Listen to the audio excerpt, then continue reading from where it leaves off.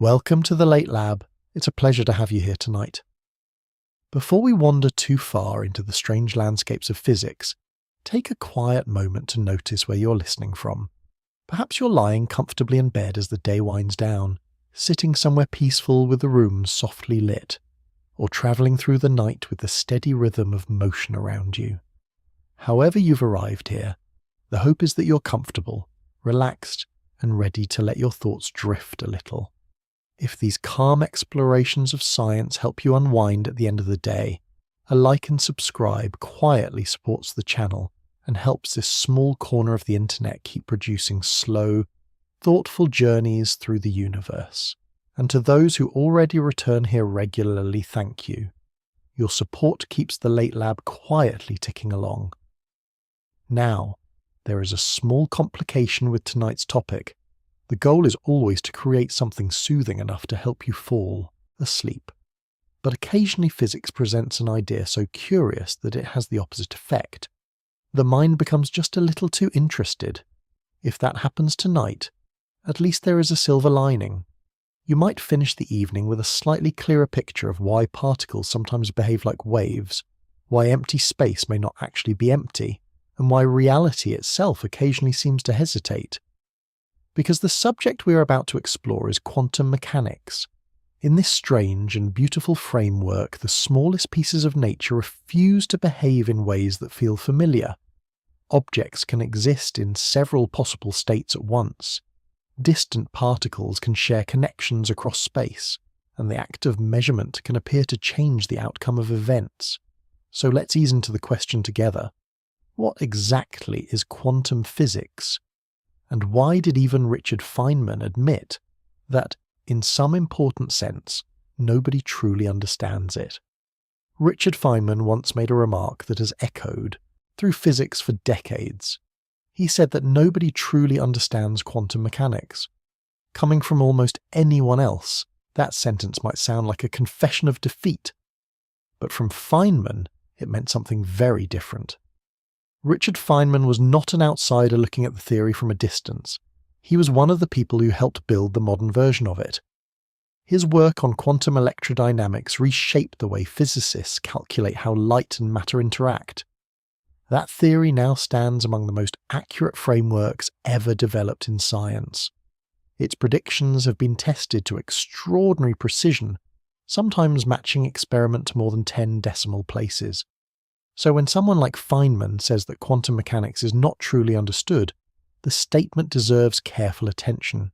He did not mean that the equations fail. In fact, the equations work beautifully.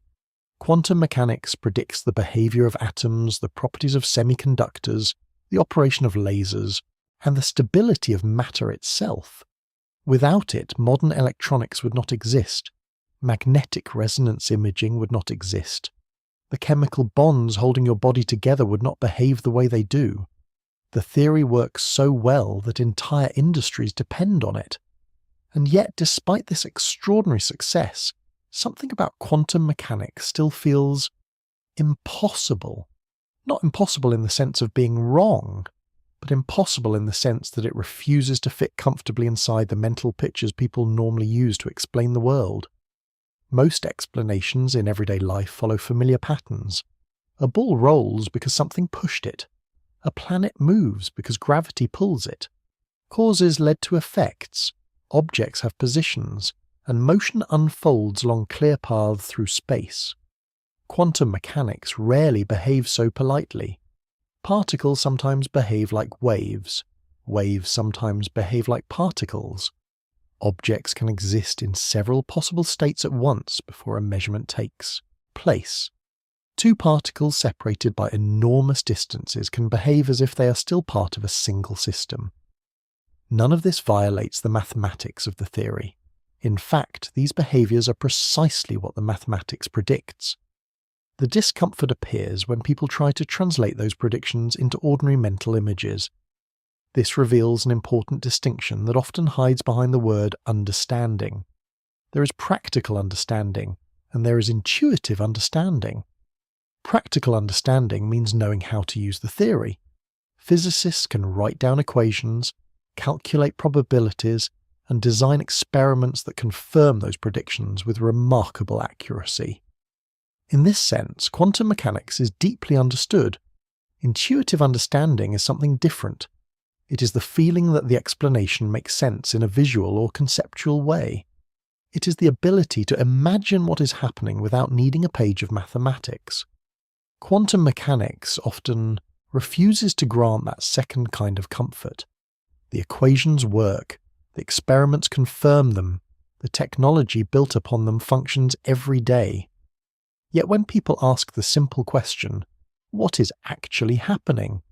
The answers tend to grow complicated very quickly. This tension sits quietly at the heart of modern physics. It is also why Feynman's remark continues to resonate. He was not saying that quantum mechanics is broken. He was pointing out that the relationship between the theory and human intuition remains unsettled. And this is not merely a historical curiosity. The question is still alive today. Physicists continue to debate what quantum mechanics ultimately says about reality. Some focus on the mathematical structure of the wave function, the object that contains all the information about a quantum system. Others explore interpretations that attempt to explain how measurements produce definite outcomes. Still others look toward deeper frameworks that might eventually connect quantum theory with gravity. The discussion spans many fields. Quantum information scientists investigate how entanglement and superposition can be used for computation and secure communication. Researchers studying quantum gravity attempt to reconcile the principles of quantum mechanics with Einstein's description of space-time. Philosophers of physics examine the ontology of the wave function, asking whether it represents a real physical entity or a description of knowledge about a system. Across all these areas, the same quiet puzzle appears again and again. The theory works extraordinarily well, yet explaining what it means remains difficult. Many brilliant physicists have approached this difficulty from different angles. Murray Gell-Mann explored how quantum systems evolve into classical reality through the framework of decoherent histories. John Bell showed that certain hidden variable explanations cannot reproduce the predictions of quantum mechanics without abandoning locality. David Bohm developed an alternative formulation in which particles follow definite trajectories guided by a quantum wave.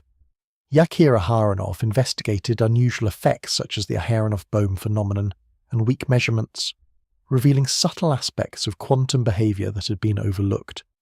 Anton Zeilinger and his colleagues performed experiments demonstrating entanglement over large distances, helping transform once philosophical debates into precise laboratory tests.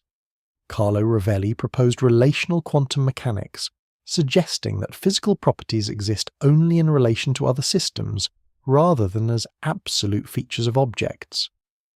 Each of these scientists approached the theory from a different perspective.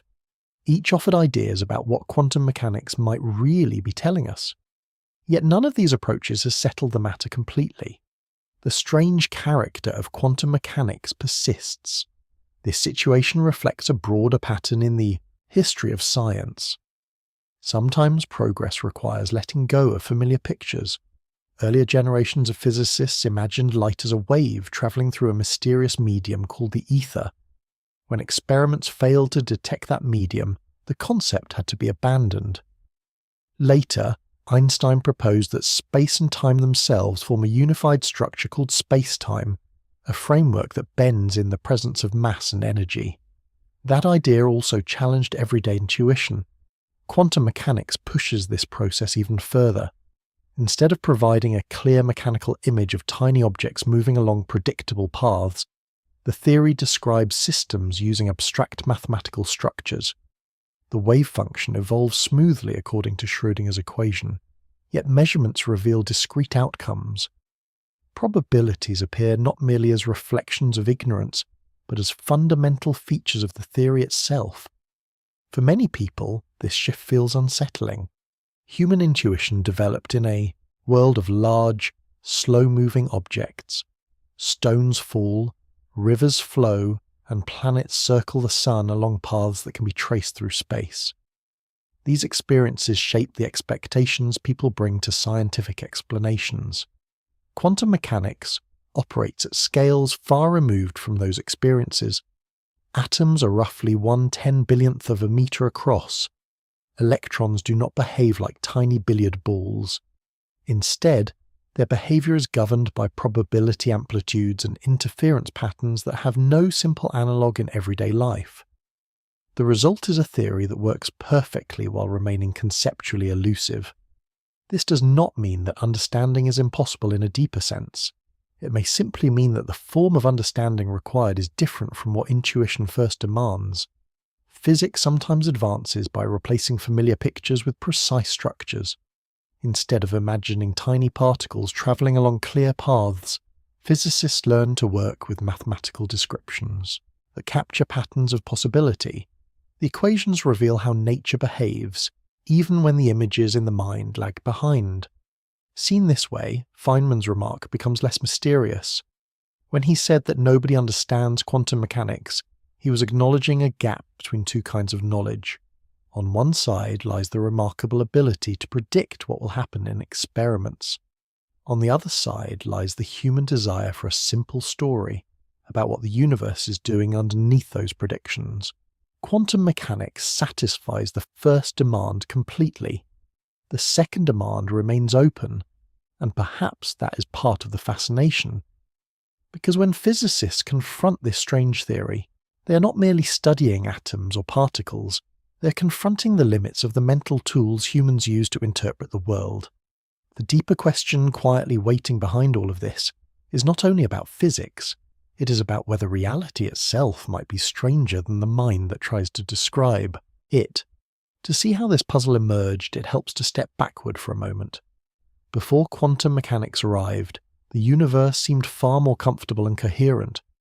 The laws of motion discovered by Isaac Newton, combined with the electromagnetic theory developed by James Clerk Maxwell, created a picture of nature that appeared orderly, deterministic, and deeply understandable. Only when the smallest structures of matter came under close scrutiny did that picture begin to crack. Before quantum mechanics unsettled the foundations of physics, the universe appeared to follow a far more comfortable set of rules. The world described by classical physics felt orderly, intelligible, and reassuringly predictable. Events unfolded through clear causes. Objects moved along paths that could be imagined and traced. Forces pushed and pulled in ways that seemed consistent with everyday experience. This vision did not emerge overnight. It formed gradually through the work of several generations of scientists, each adding new layers of explanation while reinforcing the same basic belief, that the universe behaved according to laws that could, in principle, be fully understood. The most influential architect of this worldview was Isaac Newton. In the late 17th century, Newton described motion and gravity with a precision that transformed science. His laws of motion explained how objects accelerate under forces, while his law of universal gravitation revealed that the same attraction guiding falling apples also governs the motion of planets. Newton's framework created an extraordinary sense of coherence. The same principles that explained a rolling cannonball could also explain the orbit of the moon. The universe suddenly appeared unified under a small set of mathematical relationships. One of Newton's defining achievements was showing that motion could be described through predictable trajectories. If the forces acting on an object were known, its future path could be calculated. Planets orbiting the sun, comets sweeping through the solar system, and tides rising along coastlines could all be understood through this same mechanical structure. This idea introduced a powerful sense of determinism. Determinism is the principle that the state of the universe at one moment determines its state at the next. If the positions and velocities of all objects were known precisely, their future behaviour could, at least in principle, be predicted. For many scientists of the 18th and 19th centuries, this idea became almost irresistible. Pierre-Simon Laplace expressed this confidence in a famous thought experiment. He imagined an intelligence that could know the position and motion of every particle in the universe at a single instant. With perfect knowledge of the forces acting on those particles, this intelligence could calculate the entire future and the entire past of the universe. This imagined entity later became known as Laplace's demon. The name might sound dramatic, but the idea itself was simply a vivid way of expressing the deterministic spirit of classical physics. The universe, in this picture, behaved like a perfectly precise machine. If enough information were available, the future could be predicted with absolute certainty. Physicists did not literally expect such an intelligence to exist. The concept was a philosophical illustration rather than a serious proposal, but it captured the confidence that nature followed clear and intelligible rules. Alongside Newton's mechanics, another profound development reshaped physics during the 19th century. This was the rise of electromagnetic theory, most famously expressed through the work of James Clerk Maxwell. Maxwell studied electricity and magnetism, two phenomena that had been explored separately for many years. Through a remarkable synthesis, he showed that electric and magnetic fields are deeply connected. Changing electric fields create magnetic fields, and changing magnetic fields create electric fields. From this insight emerged the understanding that light itself is an electromagnetic wave. Maxwell's equations described how these fields evolve through space and time. Although the mathematics was sophisticated, the underlying picture remained appealing. Instead of tiny particles interacting through contact forces, nature could also contain continuous fields spreading through space. Even so, the classical spirit remained intact. Fields still obeyed deterministic laws. Their behaviour could be calculated precisely if the initial conditions were known. Waves of light travelled smoothly through space, carrying energy and information in predictable ways. The classical universe remained orderly. Another important development appeared through the study of heat and thermodynamics. Scientists such as Ludwig Boltzmann and James Clerk Maxwell himself explored how the motion of enormous numbers of atoms produces the macroscopic behaviour of gases. Boltzmann introduced statistical mechanics, a framework that connects microscopic motion with large-scale properties like temperature and pressure.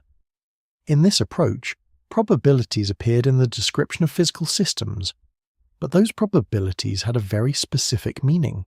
They reflected ignorance about the exact positions and velocities of individual atoms. Imagine trying to track every molecule inside a box of air.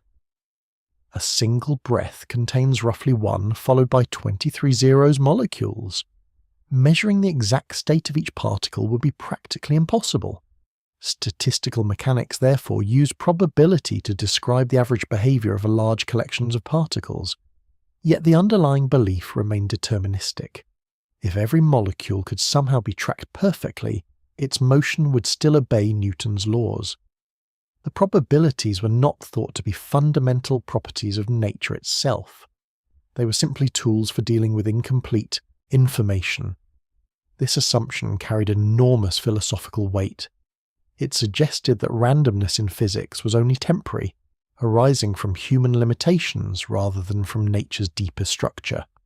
Even within this confident worldview, a few scientists sensed subtle tensions.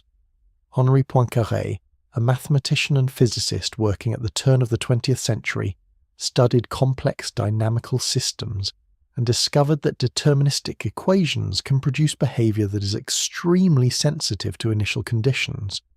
Tiny differences in starting points can grow rapidly, making long-term prediction effectively impossible. Today, this sensitivity is recognised as a feature of chaotic systems.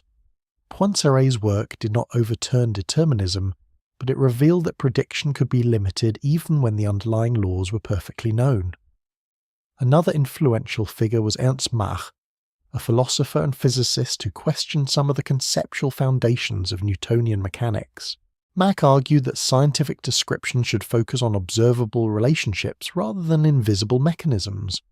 His ideas influenced later thinkers, including Albert Einstein, who admired Mach's emphasis on empirical clarity. These philosophical debates hinted that classical physics might not be as conceptually secure as it appeared, but the overall structure of the theory remained remarkably successful. Planetary motion could be predicted centuries in advance. Engineering projects relied on Newtonian mechanics with great precision. Maxwell's electromagnetic theory explained light, radio waves, and electrical technology. The classical universe still seemed understandable. Objects possessed definite properties. Motion followed continuous trajectories. Causes produced effects in clear and local ways. If the state of a system was known at one moment, the future unfolded according to precise laws. It was a picture that satisfied both the intellect and the imagination. Yet beneath this comfortable surface, nature was quietly preparing a series of surprises. Experimental results began to appear that refused to fit neatly into the classical framework. Certain patterns of radiation behaved in ways that existing theories could not explain. The structure of atoms raised questions that classical mechanics struggled to answer. Light sometimes behaved like a wave and sometimes like something else entirely. At first, these anomalies seemed like technical problems waiting for refinement. But as the evidence accumulated, it became clear that something deeper was happening. The classical universe, so orderly and predictable, was beginning to show cracks. Toward the end of the 19th century, the confident structure of classical physics began encountering a series of stubborn experimental puzzles. At first, these difficulties appeared modest, almost technical. A measurement here did not quite match a prediction there. But as the evidence accumulated, it became harder to ignore a growing suspicion that something deeper was wrong. One of the earliest and most revealing problems involved something as ordinary as heat and light. Imagine a metal object heated until it begins to glow. At lower temperatures it appears dull red. As the temperature increases, the colour shifts toward orange, then yellow, and eventually white. This familiar glow is produced by radiation emitted from the surface of the object. Physicists refer to an idealized version of this phenomenon as blackbody radiation. A blackbody is an object that absorbs all incoming radiation and then re-emits energy depending only on its temperature. By the late 19th century, laboratories across Europe were measuring the spectrum of this radiation with increasing precision. The pattern was clear and repeatable. At each temperature, the radiation followed a specific curve when plotted against wavelength. Classical physics attempted to explain this curve using the known principles of thermodynamics and electromagnetic theory. The reasoning seemed straightforward. A heated object contains atoms and charges that vibrate and emit electromagnetic waves. Those waves should fill the cavity of the object with energy distributed across many different wavelengths. However, when physicists applied classical calculations to this situation, something strange appeared. The equations predicted that higher frequency radiation should carry more and more energy. As the wavelength became shorter and shorter, the predicted energy density grew without limit. In other words, classical physics suggested that a heated object should emit an infinite amount of energy at very short wavelengths. This prediction became known as the ultraviolet catastrophe. The name sounds dramatic, but the underlying issue was very real. Experiments showed that the intensity of radiation does not explode at short wavelengths. Instead, it rises to a peak and then falls away again. The classical prediction was not merely slightly inaccurate, it was fundamentally wrong. The theory was colliding with nature in a very direct way. This problem drew the attention of a careful and methodical physicist named Max Planck. Planck was not seeking to overthrow classical physics. In fact, he admired its structure and hoped to preserve as much of it as possible. His goal was simply to find a formula that would match the observed radiation curve. After several years of effort, Planck introduced a surprising assumption. He proposed that energy exchange between matter and radiation does not occur in perfectly continuous amounts. Instead, energy is transferred in small discrete packets. Each packet carries an amount of energy proportional to the frequency of the radiation involved. Planck expressed this idea mathematically through a simple relationship between energy and frequency. In words, the statement reads as follows: energy equals Planck's constant multiplied by frequency. This constant, later known as Planck's constant, is extraordinarily small Its value is roughly 6 followed by 34 zeros after the decimal point when expressed in joule seconds.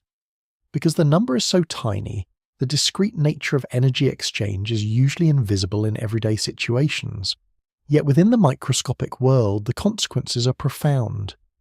Planck initially treated this quantization as a mathematical trick, a device for reproducing the correct radiation curve. Even he was unsure whether the discrete packets represented something physically real or merely a convenient calculation. But the idea did something remarkable. It solved the ultraviolet catastrophe. When energy exchange is restricted to discrete packets rather than continuous values, the predicted radiation spectrum matches the experimental measurements beautifully. The divergence at short wavelengths disappears. The theory finally agrees with reality. Still, the deeper meaning of Planck's proposal remained uncertain. Only a few years later, another puzzle forced physicists to confront the idea more seriously. This time, the problem involved the interaction between light and matter. In the photoelectric effect, light shines onto the surface of a metal and ejects electrons from that surface. The phenomenon had been observed experimentally for some time, but classical wave theory struggled to explain its details. According to classical expectations, increasing the intensity of light should increase the energy delivered to the electrons. Brighter light should therefore produce electrons with greater kinetic energy. Experiments showed something different. The energy of the ejected electrons depends not on the intensity of the light, but on its frequency. Light below a certain frequency produces no electrons at all, no matter how intense it becomes. Once the threshold frequency is exceeded, electrons are emitted immediately, even if the light is extremely faint. Albert Einstein proposed a bold explanation. He suggested that light itself sometimes behaves as if it consists of discrete packets of energy, later called photons. Each photon carries energy determined by its frequency, according to the same relationship introduced by Planck. When a photon strikes an electron in the metal, it transfers its energy in a single interaction.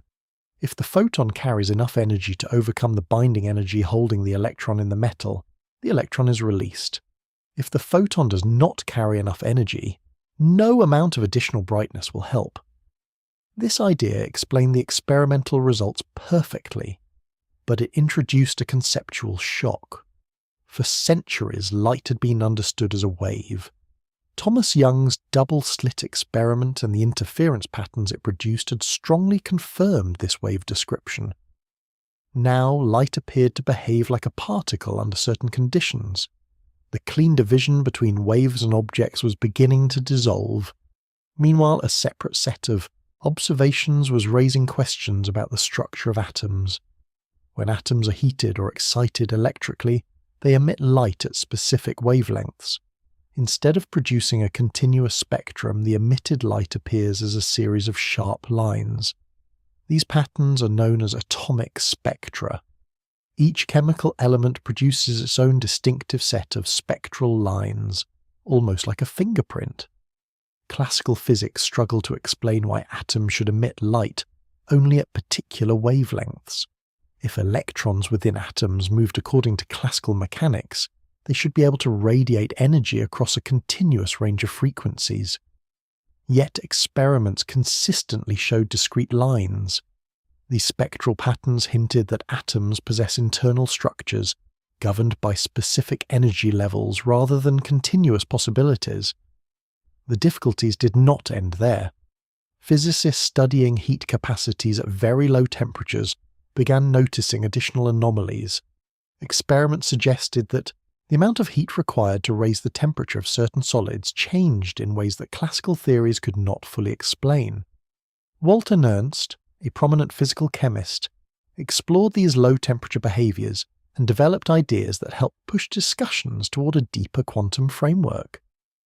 Nernst's heat theorem, which later contributed to the formulation of the third law of thermodynamics, also played a role in shaping early 20th century debates about energy and entropy at very small scales.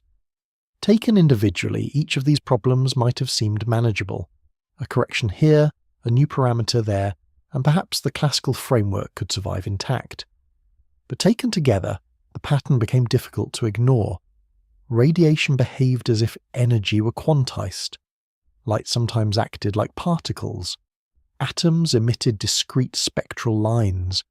Heat capacities refused to follow classical predictions at low temperatures. Nature was quietly sending a message. The comfortable picture of a continuous, deterministic world was beginning to fracture. What made this moment especially unusual was the way the new ideas appeared. There was no single dramatic revolution announced in a single year. Instead, quantum hints emerged gradually, through a collection of awkward adjustments and provisional explanations. Planck introduced quantist energy somewhat reluctantly. Einstein extended the idea to light. Spectroscopy revealed discrete atomic structures. Thermodynamics hinted at new behaviour in the coldest regimes of matter. The pieces did not yet form a complete theory. But the sense of impossibility was beginning to grow.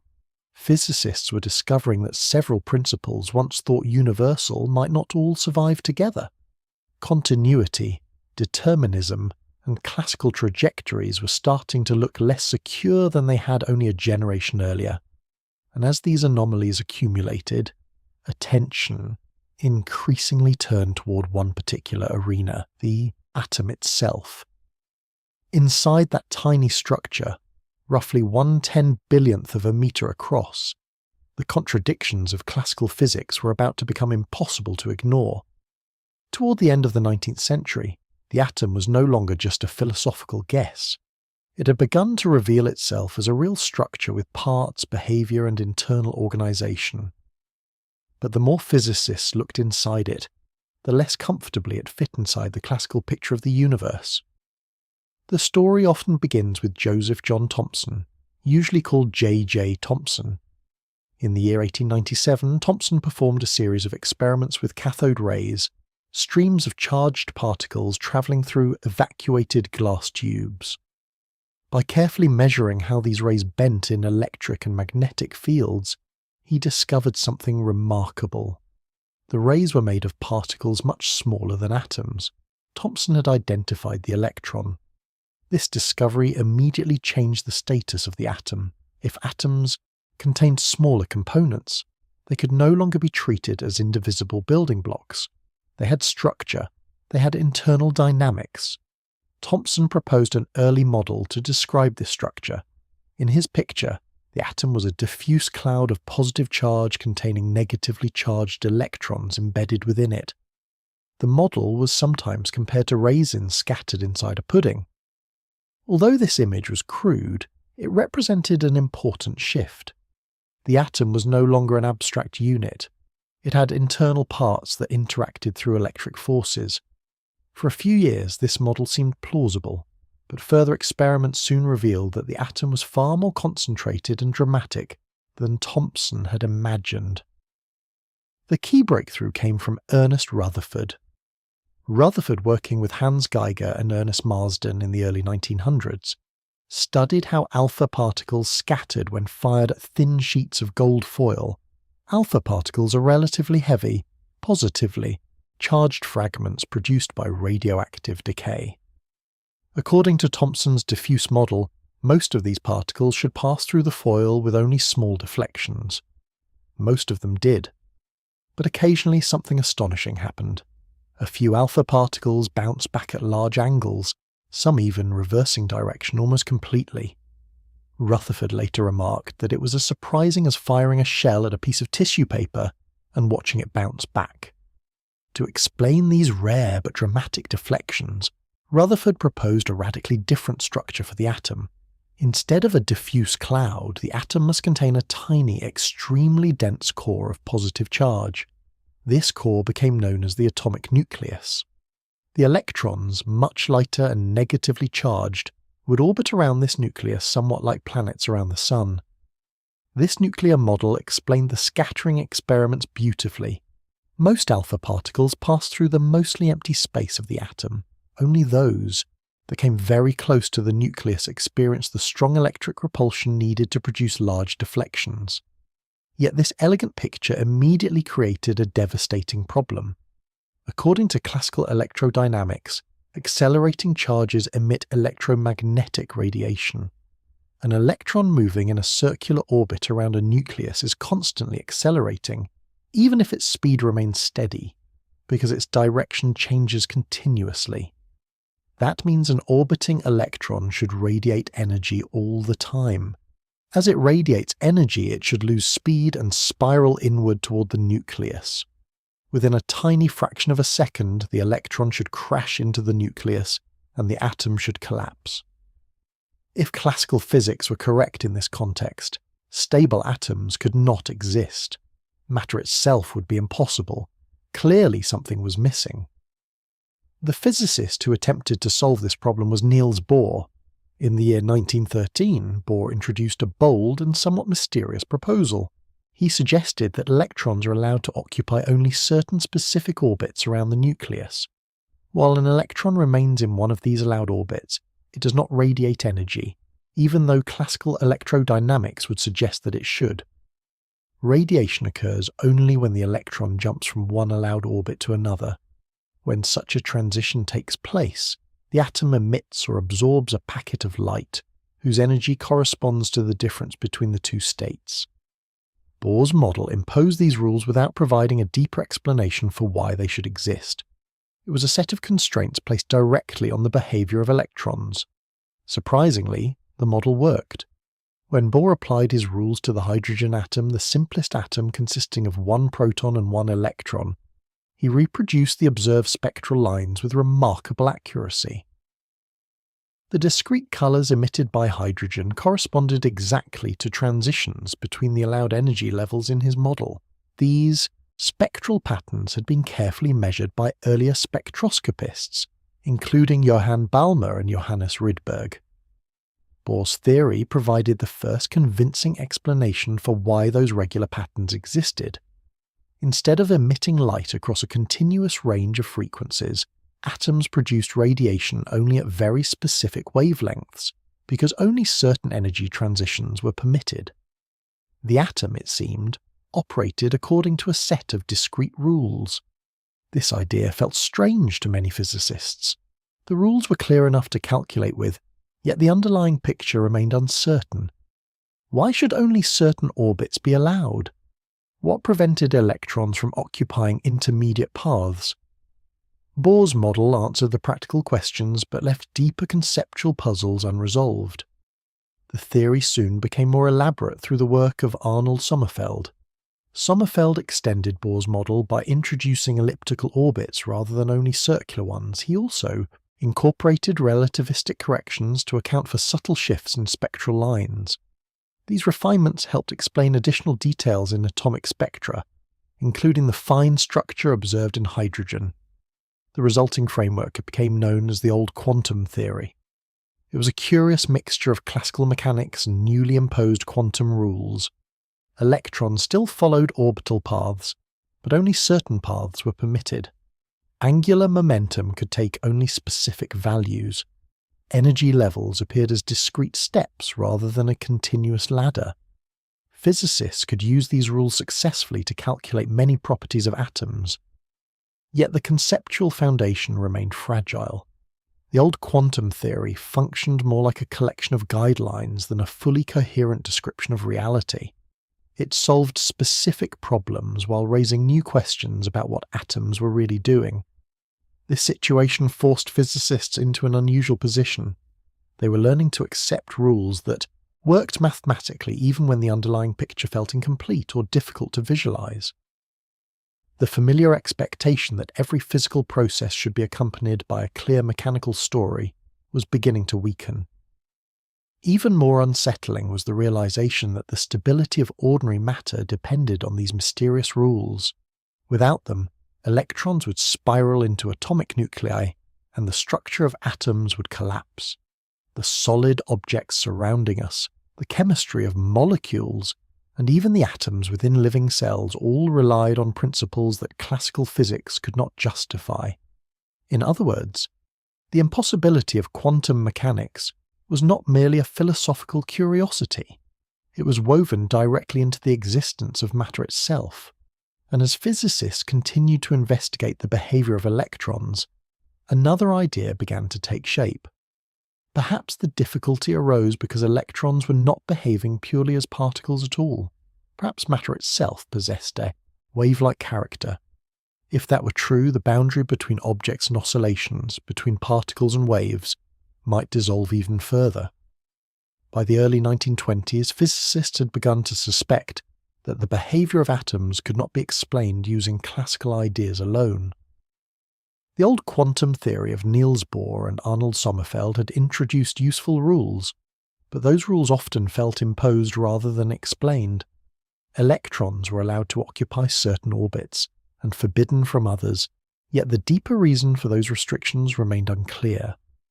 Into this uncertain landscape stepped a young French physicist named Louis de Broglie. De Broglie began thinking about a simple but radical possibility. If light could behave both as a wave and as a particle, perhaps the reverse might also be true. Perhaps matter itself possessed a wave-like character. This suggestion did not merely adjust an existing theory, it reshaped the question entirely. The earlier puzzles surrounding radiation had suggested that waves might sometimes behave like particles. De Broglie proposed extending that strange duality to the particles themselves. Electrons, protons, and perhaps all matter might have an associated wavelength.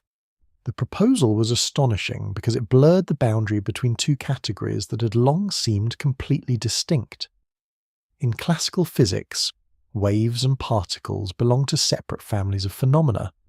Waves were oscillations that spread through space, like ripples moving across water or light travelling through the electromagnetic field. Particles were compact objects with definite positions and trajectories. De Broglie suggested that these categories might not be separate at all. He proposed that any particle with momentum should also possess a wavelength determined by its motion. The faster the particle moves, the shorter the associated wavelength becomes. The idea could be expressed through a relationship between momentum and wavelength. In words, the proposal reads as follows. The wavelength associated with a particle equals Planck's constant divided by the particle's momentum. Because Planck's constant is extremely small, the wavelengths associated with everyday objects are unimaginably tiny. A tennis ball moving across a court has a wavelength far smaller than any measurable scale. Under ordinary conditions, matter appears purely particle-like. But at the scale of electrons and atoms, the wavelengths become large enough to matter. Suddenly the strange rules governing atomic structure began to look less arbitrary. In the Bohr model, electrons were restricted to certain orbits around the nucleus. Those restrictions had seemed almost magical. Why should only certain paths be allowed? De Broglie offered a new perspective. If electrons behave like waves, then their motion around the nucleus might resemble standing waves forming along a circular path. Just as a vibrating string can support only certain patterns of vibration, an electron wave might fit neatly around the nucleus only when its wavelength forms a stable pattern. In this view, the allowed electron states correspond to standing wave conditions. The electron wave wraps around the nucleus in a way that reinforces itself.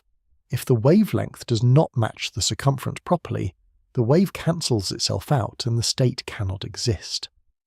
The once mysterious allowed orbits suddenly had a natural explanation. They were not arbitrary rules imposed by hand, they were consequences of wave behaviour. Still, a bold theoretical idea does not become part of physics until experiments confirm it. Within a few years, such confirmation arrived. In the year 1927, two physicists working at Bell Telephone Laboratories, Clinton Davison and Lester Germer, performed an experiment involving electrons scattered from a crystal of nickel. Their original goal was to study how electrons interact with solid surfaces. During the course of their work, they noticed something unexpected. The scattered electrons produced a pattern resembling the diffraction of waves. Diffraction occurs when waves pass through an opening or interact with a regular structure. The waves spread out and interfere with one another, producing patterns of bright and dark regions. This behaviour had long been observed with light and other waves, but Davison and Germer were working with electrons. When the electron struck the crystal lattice of nickel, the regularly spaced atoms acted like a diffraction grating. Instead of scattering randomly like classical particles, the electrons produced an interference pattern that could be predicted using de Broglie's wavelength. The experiment confirmed that electrons behave as waves under the right conditions. Almost simultaneously, similar results were obtained by George Paget Thomson, the son of J. Thomson, who had discovered the electron decades earlier. In a poetic twist of history, father had shown that cathode rays were particles, while the son demonstrated that those particles could also behave as waves. Wave-particle duality had become unavoidable. This new understanding cast fresh light on one of the most famous experiments in physics, the double-slit experiment. In its simplest form, the experiment involves sending waves through two narrow openings and observing the resulting pattern on a screen. Waves passing through both openings interfere with each other, creating a pattern of alternating bright and dark bands. When particles are sent through the same apparatus, classical intuition suggests a different result. Each particle should pass through one slit or the other, producing two clusters on the screen corresponding to the openings. Yet when electrons are sent through a double-slit apparatus one at a time, the interference pattern still appears. Each electron arrives at the screen as a single localized detection. But over time, the accumulation of many such events builds an interference pattern identical to that produced by waves. It is as if each electron somehow explores both paths simultaneously before arriving at a single point. This behaviour forces a profound revision of classical categories. The electron cannot be described simply as a particle travelling along a definite trajectory, nor as a wave spread uniformly through space. It behaves in ways that borrow features from both descriptions while fitting perfectly into neither. Physicists soon began to recognise that a new principle was emerging. Niels Bohr later called this principle complementarity. According to complementarity, certain properties of quantum systems can be described using different conceptual frameworks, but those frameworks cannot be applied simultaneously in a complete way. In some experiments, electrons behave like particles with localized impacts. In others, they display interference patterns characteristic of waves. Neither picture alone captures the full behavior of the system. Complementarity did not resolve the mystery. Instead, it acknowledged that the categories inherited from classical physics might be too limited to describe quantum reality fully. The implications of matter waves did not stop with electrons. Over time, the wave-like nature of matter has been demonstrated for increasingly complex systems. Neutron interferometry experiments show that neutrons can form interference patterns similar to light waves. Atom interferometry extends the idea further, using entire atoms as coherent waves in precision measurements of gravity and fundamental constants. In recent decades, interference has even been observed with large molecules containing dozens or hundreds of atoms. Each of these experiments reinforces the same unsettling conclusion. Matter itself participates in wave-like behavior. The distinction between object and oscillation, once considered fundamental, becomes less rigid under careful observation. This shift explains why quantum mechanics can feel so deeply counterintuitive. The theory does not merely introduce new facts about nature, it reorganizes the categories used to describe those facts. Particles are no longer simply particles, waves are no longer simply waves. The familiar language inherited from classical physics begins to strain under the weight of the new evidence. And as physicists struggled to describe these strange matter waves, it became clear that existing mathematical tools were no longer sufficient. A new language would be required to describe systems that could exist as extended waves of possibility rather than as tiny objects following definite paths. By the middle of the 1920s, physicists had begun to accept that matter possessed a wave-like character. Yet this raised an immediate and difficult question. If electrons and other particles behave as waves, what exactly is waving? Louis de Broglie had proposed the existence of matter waves, but his idea alone did not yet provide a full mathematical framework. physicists needed a way to calculate how these waves evolve through time, interact with forces, and produce the measurable patterns seen in experiments. The person who provided that framework was Erwin Schrödinger. Schrödinger was an Austrian physicist who, in the year 1926, introduced a mathematical equation that quickly became one of the central laws of quantum mechanics. This equation describes how a quantity, called the wave function, evolves through time. The wave function is the core mathematical object in Schrödinger's formulation of quantum theory. It contains all the information that can be known about a quantum system. If the wave function is known, physicists can calculate the probabilities of different outcomes for measurements of position, energy, momentum, and other physical properties. The rule governing its evolution can be expressed verbally as follows. The rate at which the wave function changes through time is determined by the system's total energy acting on that wave function. This relationship, known as Schrödinger's equation, plays a role somewhat similar to Newton's laws in classical physics. It provides the dynamical rule that determines how a system evolves. Yet an important difference appears immediately. Newton's laws describe the motion of objects with definite positions and velocities. Schrödinger's equation describes the evolution of a mathematical function that spreads across space and represents possibilities rather than definite outcomes. The wave function does not simply tell us where a particle is. Instead, it allows us to calculate the probability of finding that particle in different locations if a measurement takes place. Despite this conceptual shift, the predictive success of Schrödinger's equation is extraordinary. When applied to the hydrogen atom, the equation naturally produces the discrete energy levels that Niels Bohr had previously imposed as rules. Instead of introducing quantized orbits by hand, the mathematics of the wave function generates these levels automatically. Electrons in atoms appear not as tiny planets orbiting a nucleus, but as standing wave patterns surrounding the nucleus. These patterns are often called atomic orbitals. Each orbital represents a stable solution to Schrödinger's equation, a wave configuration that can persist without collapsing. The shapes of these orbitals are surprisingly rich. Some resemble spheres, others form dumbbell-like structures, and more complex patterns appear as additional energy levels become available. The structure of the periodic table, the chemical behaviour of elements, and the formation of molecular bonds all emerge from these wave patterns. Quantum mechanics was beginning to explain why matter itself is stable, but Schrödinger's equation revealed far more than atomic structure. The equation predicts interference effects whenever wave functions overlap. Just as ripples on water can combine to produce patterns of reinforcement and cancellation, quantum wave functions interfere with one another. This interference explains the patterns seen in double-slit experiments and many other phenomena. Another striking consequence is quantum tunneling.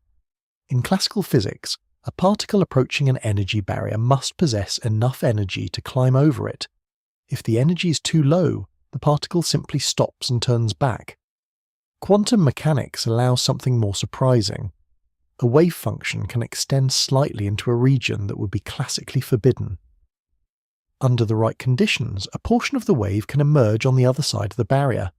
When this happens, the particle has effectively passed through a barrier without ever possessing the energy required to climb over it. Quantum tunneling is not merely a theoretical curiosity. It plays a crucial role in nuclear fusion inside stars, where protons overcome their electrical repulsion through tunneling.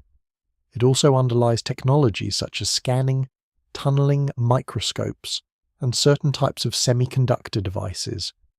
Energy quantization, interference, and tunneling are therefore not philosophical add-ons to the theory.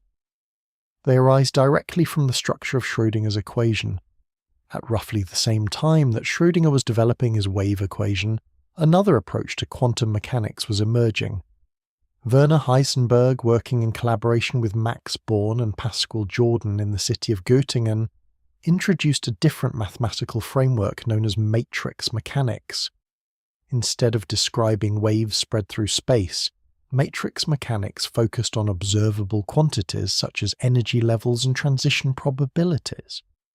These quantities were represented by arrays of numbers called matrices, whose multiplication rules encoded the behaviour of quantum systems. The mathematics was abstract and initially difficult to interpret visually, yet when physicists compared the predictions of matrix mechanics with those of Schrödinger's wave mechanics, they discovered something remarkable. The two theories produced exactly the same physical results. Despite appearing very different on the surface, they were mathematically equivalent descriptions of the same underlying structure. This equivalence sent a powerful message. The true content of quantum mechanics might not lie in any single visual picture. Instead, the theory seemed to be defined by its mathematical relationships. Abstraction was becoming the more reliable guide. During the following years, the formal language of quantum mechanics grew even more sophisticated. One of the key figures in this development was Paul Dirac. Dirac introduced a highly general framework based on abstract vectors and operators acting within mathematical spaces now known as Hilbert spaces. His notation allowed quantum states to be represented in a compact and flexible way, making it easier to move between different formulations of the theory. Dirac's work also contributed to the development of relativistic quantum theory and the prediction of antimatter, a striking example of how mathematical structure could reveal entirely new aspects of reality. Through the combined efforts of Schrödinger, Heisenberg, Born, Jordan, Dirac and others, quantum mechanics gradually became a coherent formal system. Yet something curious had happened along the way. The theory's predictive power grew stronger and stronger, while its conceptual interpretation remained uncertain. Physicists could write down equations that described atomic spectra, chemical bonds, and particle interactions with astonishing precision. They could calculate probabilities that matched experiments carried out in laboratories around the world. But when asked what the wave function actually represents, opinions began to diverge. Is the wave function a real physical field spread through space? Is it merely a mathematical tool for calculating probabilities? Does it represent information about a system rather than the system itself? The mathematics of quantum mechanics did not settle these questions. Instead, it provided a powerful symbolic framework within which the questions could be asked. This shift marked a turning point in the philosophy of physics. Classical theories had offered pictures of objects moving through space according to clear forces. Quantum mechanics offered something more abstract, a set of mathematical rules that predicted outcomes with extraordinary accuracy, while leaving the underlying nature of reality open to interpretation, and that uncertainty brought physicists face to face with one of the most intriguing questions in the entire theory. If the wave function contains all the information about a quantum system, what exactly is it describing? Once Erwin Schrödinger's equation began producing accurate predictions for atomic systems, physicists quickly faced a new and unavoidable question. What exactly does the wave function represent? The equation could be solved. The results matched experiments with remarkable precision. Energy levels appeared exactly where spectroscopy said they should be. Interference patterns emerged naturally. The mathematics worked beautifully. But the central object of the theory, the wave function itself, seemed strangely difficult to interpret. The person who first provided a clear proposal was Max Born. Born suggested that the wave function should not be interpreted as a physical wave in the same sense as a ripple on water or an oscillation in the electromagnetic field. Instead, he proposed that the wave function should be understood as a probability amplitude. This idea changed the meaning of the theory in a profound way. According to Born's interpretation, the wave function does not directly describe where a particle is. Instead, it provides the information needed to calculate the probability of finding the particle in different locations if a measurement takes place. To obtain that probability, the wave function is converted into a real number through a simple rule. The probability of finding a particle in a particular region equals the square of the magnitude of the wave function in that region. This rule, now known as the Born rule, transformed the interpretation of Schrödinger's equation. The wave function became a mathematical object that encodes probabilities rather than definite physical properties. From that moment onward, probability moved from the margins of physics to the centre of its most fundamental theory. In classical physics, probabilities usually represent incomplete knowledge. When meteorologists estimate the chance of rain tomorrow, the uncertainty reflects the complexity of the atmosphere and the limits of measurement. In principle, if every variable were known precisely, the outcome would be determined. Quantum mechanics introduced a different situation. Even when the wave function is known perfectly, the theory predicts only probabilities for measurement outcomes. The randomness does not arise from ignorance about hidden details. It appears to be built directly into the structure of the theory. This shift raised an immediate philosophical question. If the wave function determines probabilities, what kind of thing is the wave function itself? Physicists quickly realized that several different answers were possible. Some researchers interpret the wave function as representing knowledge or information about a system. In this view, the wave function does not describe the physical world directly.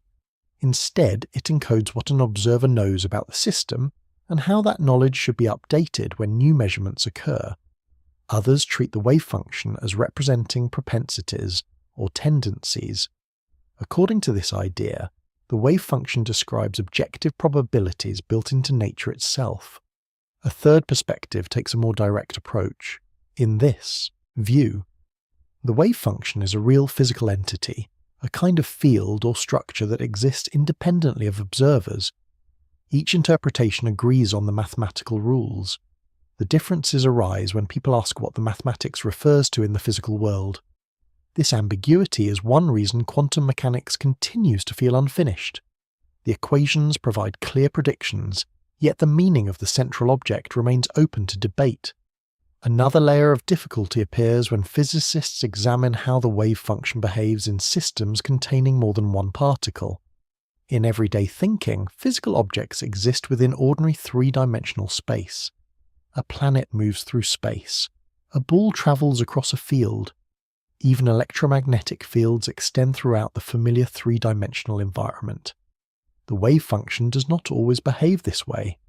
For a single particle, the wave function can be described as a function spread across ordinary space, but when several particles are involved, the wave function lives in a much larger mathematical structure known as configuration space.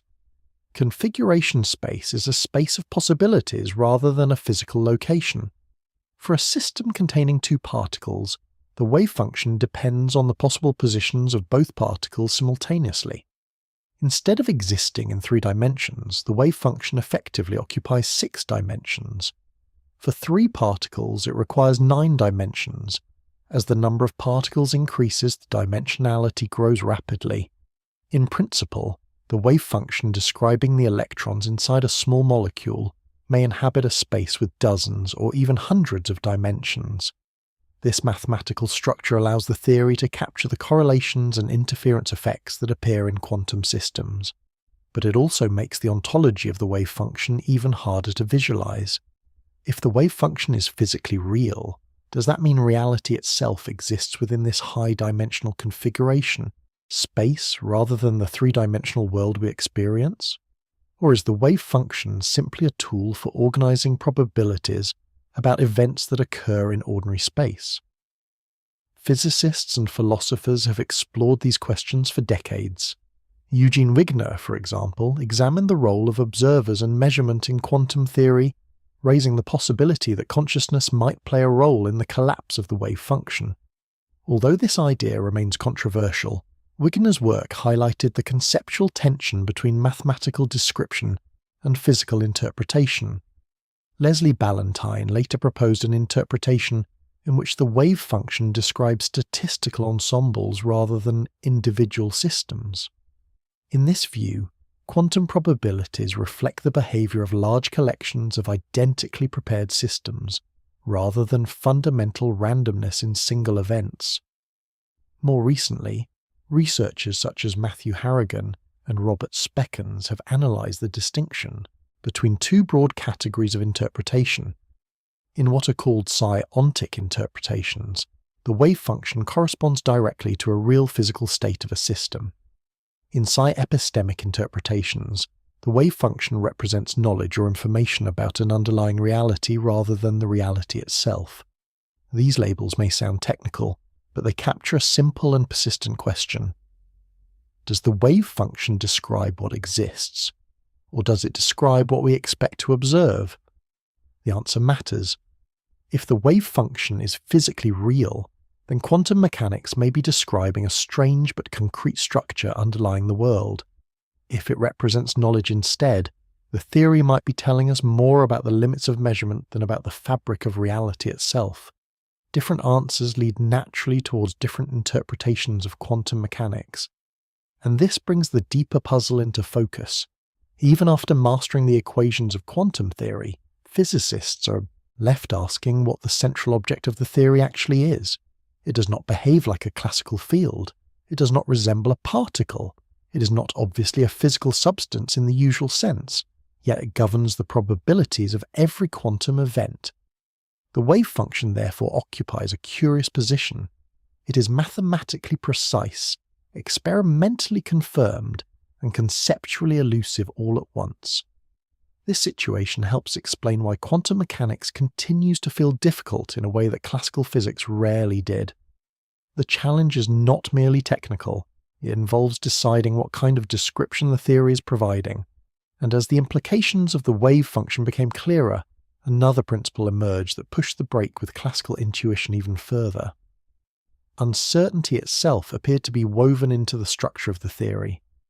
By the late 1920s, the strange character of quantum mechanics had already begun to reveal itself in atomic spectra matter, waves, and the mathematics of the wave function.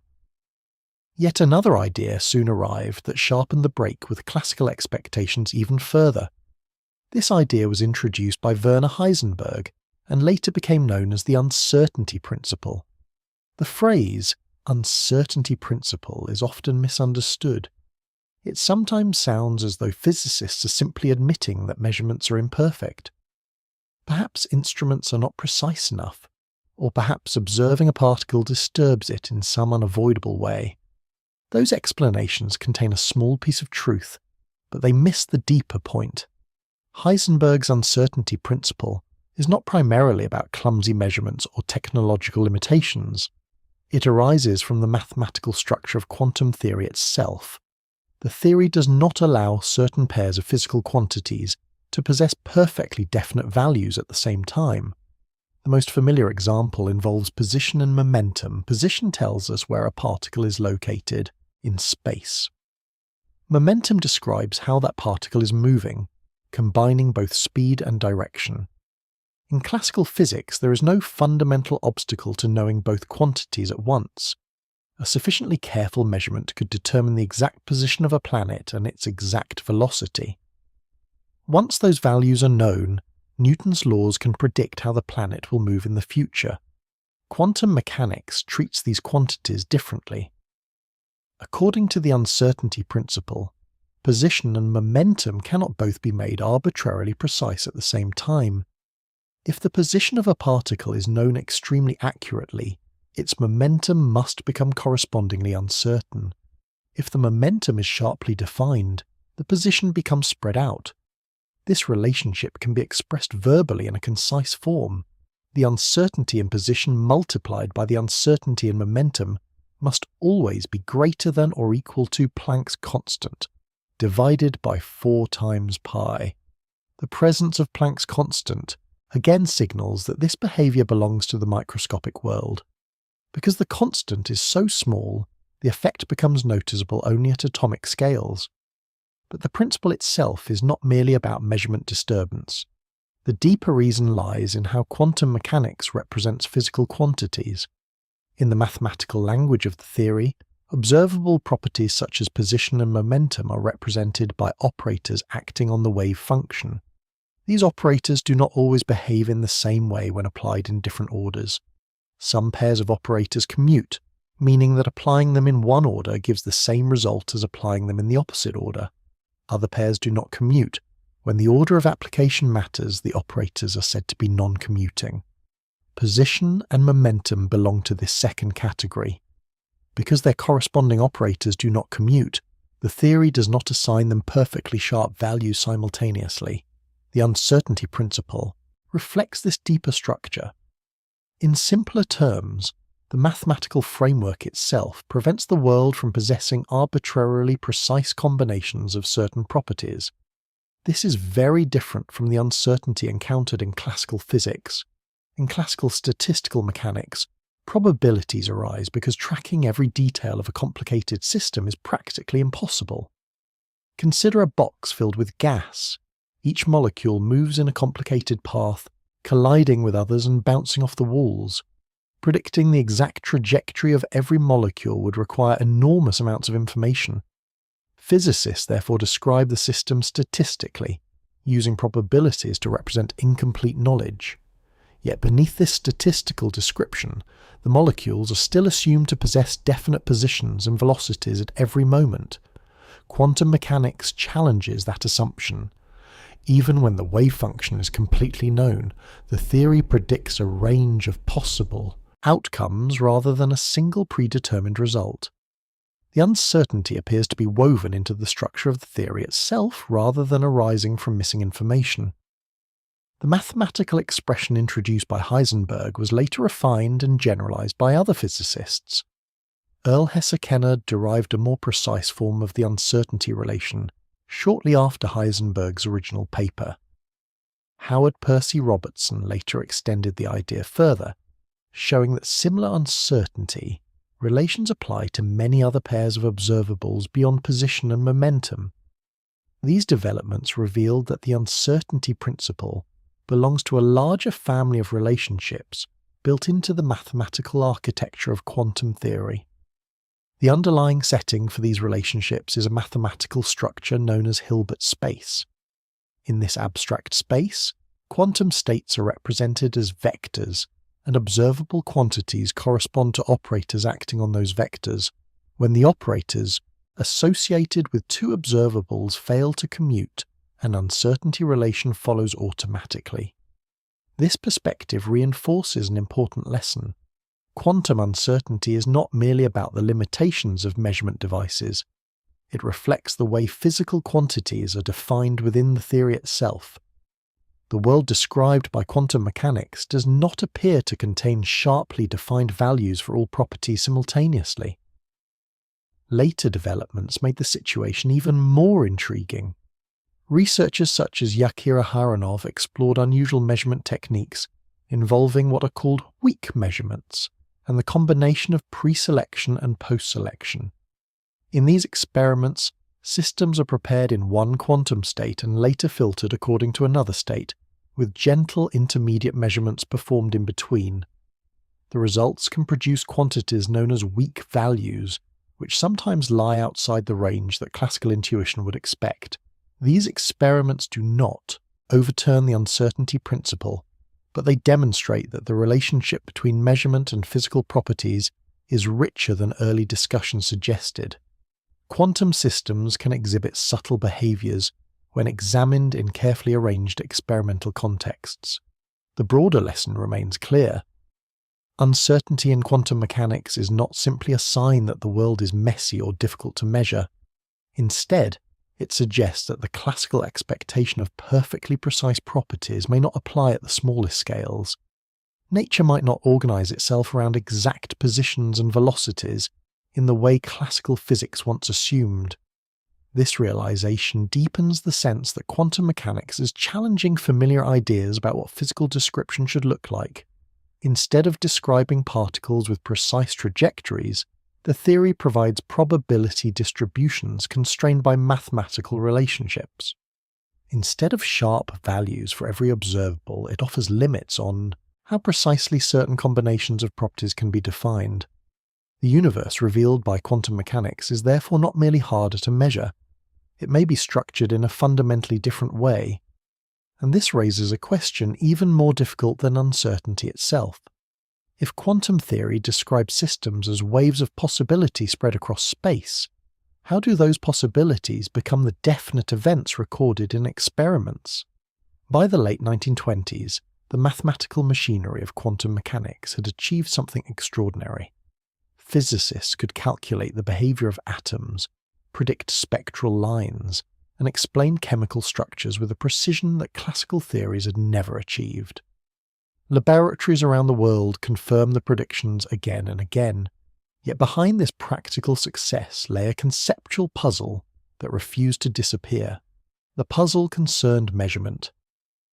According to Schrödinger's equation, the wave function describing a quantum system evolves smoothly and continuously through time. The evolution is deterministic. If the wave function at one moment is known, the equation determines how it changes in the next moment. Nothing in this smooth mathematical evolution seems to produce a single definite outcome. Instead, the wave function spreads across many possible alternatives simultaneously. Consider a simple example involving an electron approaching a detector. The wave function describing the electron may extend across several possible paths. The mathematics allows these possibilities to coexist as a superposition. But when the detector finally records an event, only one outcome appears. A single click occurs at a specific location. The wave function seems to contain many possibilities. The measurement reveals only one. How does this transition occur? This question is known as the measurement problem. The difficulty lies in reconciling two different descriptions within the same theory. On one side is the smooth, continuous evolution described by Schrödinger's equation. On the other side is the apparently sudden appearance of definite results during measurement. Some interpretations describe this transition as the collapse of the wave function. Before measurement, the system exists in a superposition of possibilities. During measurement, the wave function appears to reduce to one specific outcome. But Schrödinger's equation itself does not contain such a collapse. The equation predicts only the ongoing evolution of the wave function. The appearance of definite results enters the story through additional interpretive ideas. One of the earliest and most influential responses to this puzzle developed around the work of Niels Bohr and Werner Heisenberg. Their perspective later became known, somewhat loosely, as the Copenhagen interpretation. It is important to recognize that Copenhagen is not a single unified doctrine. Rather, it represents a family of attitudes about how quantum theory should be understood. Bohr emphasized that physics concerns the description of experimental results, rather than hidden pictures of underlying reality. According to this viewpoint, the theory provides rules for predicting measurement outcomes, and attempts to describe deeper mechanisms may not be meaningful. Heisenberg often expressed similar caution. The formalism of quantum mechanics worked with remarkable accuracy, and he believed that demanding classical-style explanations might simply be asking the wrong kind of question. Within this perspective, the wave function describes potential outcomes. Measurement produces definite results because experimental arrangements define the context in which properties become meaningful. This approach proved enormously effective for practical physics. It allowed scientists to calculate predictions and design experiments without needing a fully resolved metaphysical picture. However, it also left some thinkers dissatisfied. The word observation occasionally appeared in discussions of quantum measurement, and this sometimes led to misunderstandings. It might sound as though human awareness itself somehow plays a special role in determining physical outcomes. Most physicists do not interpret the theory this way. Measurements involve physical interactions between quantum systems and macroscopic devices. A detector absorbs energy. A photographic plate darkens. An electronic signal registers a count. Human observers may later read the results, but the interaction itself occurs through ordinary physical processes. Even so, the question of where definiteness enters the chain of events proved surprisingly difficult to pin down. John von Neumann analysed this issue carefully in the early development of quantum theory. He pointed out that measurement devices are themselves physical systems composed of atoms. If quantum mechanics applies universally, then the measuring apparatus should also be described by a wave function. That wave function would interact with the wave function of the system being measured. This leads to what is sometimes called von Neumann's chain. A quantum system interacts with a detector. The detector interacts with an amplifier. the amplifier interacts with recording equipment. Each stage involves additional physical systems becoming entangled with the original quantum state. If the wave function continues evolving according to Schrödinger's equation at every stage, the combined system should remain in a superposition of different possible outcomes. Yet in practice, the experiment produces a single recorded result. The chain appears to demand some point at which the superposition resolves into a definite fact. Eugene Wigner later explored this issue further, sometimes suggesting that consciousness might play a role in the collapse process. Although most physicists do not accept that conclusion, Wigner's thought experiments helped make the measurement problem widely discussed beyond specialist circles. The deeper question remained difficult. Where exactly does the transition from possibility to fact occur? Modern physics has developed additional tools for examining this issue. One important development is the concept of decoherence. Decoherence studies how interactions with the surrounding environment cause quantum superpositions to spread across many microscopic degrees of freedom. When a quantum system becomes entangled with its environment, interference between different possibilities rapidly becomes impossible to observe. The system begins to behave as if it has chosen a single outcome. Researchers such as Murray Gell-Mann and James Hartle explored related ideas in the framework of decoherent histories, which describe how classical-looking events emerge from underlying quantum dynamics. These approaches provide valuable insight into how classical behaviour can arise from quantum systems interacting with complex environments. However, many physicists believe that decoherence alone does not fully resolve the measurement problem. Decoherence explains why interference disappears, but it does not necessarily explain why one particular outcome becomes real rather than another. The question of definiteness remains. This puzzle carries an emotional weight that is easy to recognize. People often feel that quantum mechanics is strange because it appears to delay the existence of facts until the moment of measurement. Before interaction with a detector, the system seems to exist in a cloud of possibilities. After measurement, a definite result emerges. The transition between those two descriptions feels mysterious. And yet, despite this conceptual difficulty, the daily work of laboratory physics continues with remarkable success. Quantum theory predicts experimental results with extraordinary accuracy. Particle accelerators, semiconductor devices, lasers, and quantum sensors all rely on its principles. The theory functions as one of the most reliable frameworks ever developed in science. This creates a curious split. The practical side of quantum mechanics works beautifully. The conceptual side still raises questions. That tension between predictive power and philosophical discomfort has accompanied the theory from its earliest years. And it was precisely this tension that gave rise to one of the most famous intellectual confrontations in the history of physics. Albert Einstein and Niels Bohr would soon engage in a series of debates that explored whether quantum mechanics truly provides a complete description of reality. By the late 1920s, quantum mechanics had become one of the most powerful theories ever developed in science. It predicted atomic behaviour with astonishing accuracy. It explained spectra, chemical bonds, and the structure of matter. Experiments confirmed its predictions again and again. Yet among the very people who built the theory, agreement about what it meant remained elusive. Two figures came to embody this disagreement more than anyone else. Albert Einstein and Niels Bohr were both central architects of modern physics, yet they approached explanation in fundamentally different ways. Einstein believed that a successful physical theory should describe an objective reality that exists independently of observation. For him, probabilities usually indicated incomplete knowledge.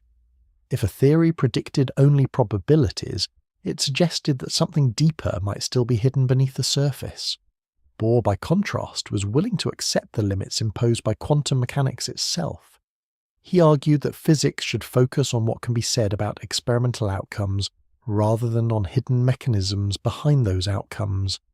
Their disagreement was not simply a personal rivalry. It reflected two different ideals of explanation. Einstein sought a theory that preserved clarity, realism, and underlying determinism. Bohr believed that quantum mechanics had already revealed the limits of classical concepts and that attempts to force deeper pictures might be misguided. The place where these ideas collided most dramatically was the series of meetings known as the Solvay Conferences. Beginning in the early 20th century, these gatherings brought together many of the leading physicists of the era. The conference held in the year 1927 is especially famous. Photographs from that meeting show a remarkable collection of minds in one room. Albert Einstein, Niels Bohr, Werner Heisenberg, Max Born, Paul Dirac, Erwin Schrödinger, Wolfgang Pauli, and many others. The atmosphere was intense but respectful. These scientists were not merely presenting results. They were trying to understand what their own theory was telling them about reality. Einstein became one of the most persistent critics of the emerging interpretation of quantum mechanics. His discomfort did not come from a refusal to accept new ideas. After all, Einstein himself had helped introduce the quantum concept through his explanation of the photoelectric effect. He had also transformed physics through the theories of special and general relativity. His concern lay elsewhere. Einstein believed that a fundamental physical theory should provide a complete description of reality. Quantum mechanics, in its standard interpretation, seemed to offer only probabilities for measurement outcomes. That situation troubled him. If the theory cannot predict the exact result of an experiment, does that mean the world itself behaves randomly? Or does it mean the theory is incomplete, missing hidden variables that determine the outcomes more precisely? Einstein suspected the second possibility. He also worried about the role of measurement in the theory. If the outcome of an experiment depends on the experimental arrangement, what does that imply about the properties of the system itself? Bohr responded to these concerns through the idea of complementarity. Complementarity suggested that certain physical descriptions cannot be combined into a single picture without contradiction. Wave behaviour and particle behaviour, for example, represent different aspects of quantum systems revealed under different experimental conditions. Bohr argued that asking which description is really correct misunderstands the situation. The experimental arrangement determines which aspect of the system becomes observable. According to Bohr, physics concerns the communication of experimental results in clear language. Attempts to describe hidden mechanisms behind those results may go beyond what the theory can meaningfully support. The discussions between Einstein and Bohr became legendary. At several Solvay meetings, Einstein proposed thought experiments designed to show that quantum mechanics must be incomplete. He carefully constructed scenarios in which precise measurements might appear to circumvent the uncertainty principle or reveal hidden properties of particles. Bohr responded each time by analysing the experimental setup and demonstrating how the principles of quantum mechanics still applied. These exchanges often continued late into the night. Einstein would present a new argument during the day's discussions. Bohr would spend hours thinking through the details before returning with a counter-explanation the following morning. Other physicists participated as well. Hendrik Kramers, a close collaborator of Bohr, helped develop the theoretical framework surrounding complementarity. Wolfgang Pauli, known for his sharp intellect and occasionally sharp tongue, contributed penetrating insights during discussions. Leon Rosenfeld later became one of the strongest defenders of Bohr's philosophical position, helping articulate the conceptual foundations of the Copenhagen-style interpretation. The debates were intense but intellectually productive. Einstein's famous remark that God does not play dice with the universe captured his unease with irreducible randomness. Bohr reportedly replied that it was not humanity's role to tell God how to run the universe. Behind these memorable phrases lay a serious philosophical disagreement. Einstein believed that the theory should ultimately describe an objective reality with definite properties. Bohr believed that quantum mechanics had revealed limits to such descriptions. From a practical standpoint, Bohr's view seemed to prevail during those years. quantum mechanics continued to produce accurate predictions, and most physicists adopted the operational attitude associated with the Copenhagen interpretation. Yet the questions raised by Einstein did not disappear. Many later developments in quantum foundations would revisit the same issues from new perspectives. The debates also reveal something important about the emotional tone of quantum mechanics. The sense that the theory is difficult to interpret did not arise from public misunderstanding long after its creation. It existed from the beginning. The very scientists who built the theory struggled with its meaning. Richard Feynman, speaking decades later, echoed this tradition of intellectual honesty. When he remarked that nobody truly understands quantum mechanics, he was acknowledging the same tension that had confronted Einstein, Bohr, and their colleagues. Quantum theory works with extraordinary precision, but predictive success does not automatically resolve questions about what the theory is describing. Einstein continued searching for a deeper explanation throughout his life. He hoped that a more complete theory might restore determinism and provide a clearer picture of physical reality. Bohr, meanwhile, maintained that quantum mechanics had already shown that classical expectations about description might need to be revised. Their disagreement remained unresolved, and soon the discussion would reach an even sharper form. Einstein, working with Boris Podolsky and Nathan Rosen, would propose a thought experiment designed to show that quantum mechanics could not be a complete description of physical reality. That argument would bring questions about locality, realism, and entanglement into the centre of physics. In the year 1935, Albert Einstein, working with Boris Podolsky and Nathan Rosen, published a short but deeply provocative paper. The article would later become known simply as the Einstein-Podolsky-Rosen argument, or the EPR paper. Its goal was straightforward but bold. Einstein and his collaborators wanted to demonstrate that quantum mechanics, despite its remarkable predictive success, could not be a complete description of physical reality. Their reasoning began with a principle that had guided physics for centuries. If two objects are separated by a large distance, the properties of one object should not instantly depend on what is done to the other. In classical physics, distant systems possess their own independent states. Each object carries its own set of properties that exist regardless of what happens elsewhere. This idea is sometimes called separability. The EPR argument showed that quantum mechanics appeared to violate this intuitive principle in a subtle but powerful way. The key concept involved a special type of quantum state that later became known as entanglement. To understand the idea, imagine two particles that interact briefly and then move far apart.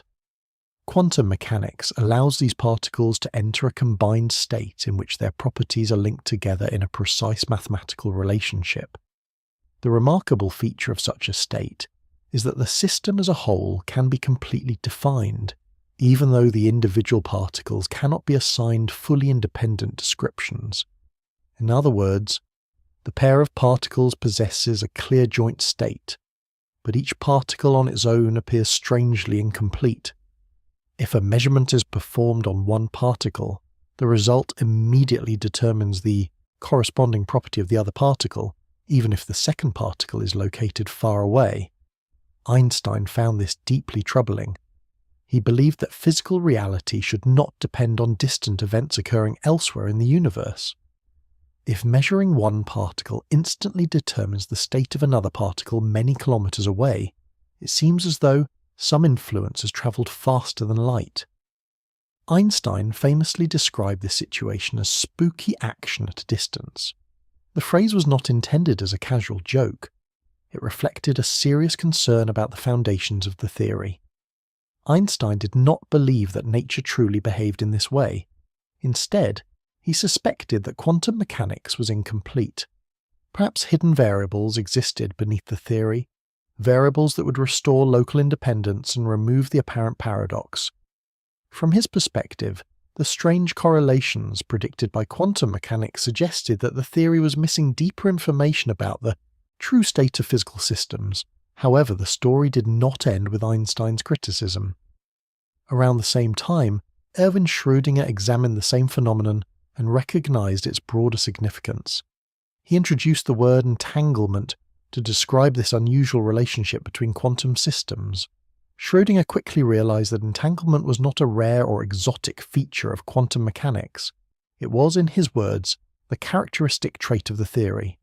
Whenever two systems interact and then separate, quantum mechanics naturally allows their states to remain linked in this deeply non-classical way. This insight shifted the conversation dramatically. Entanglement suggested that quantum weirdness was not limited to tiny particles behaving oddly in isolation. Instead, the strange behaviour emerged from the relationships between systems themselves.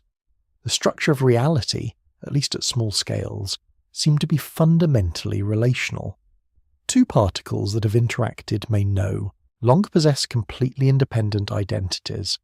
Their physical descriptions remain intertwined even after they have travelled far apart. Schrödinger explored several consequences of this idea.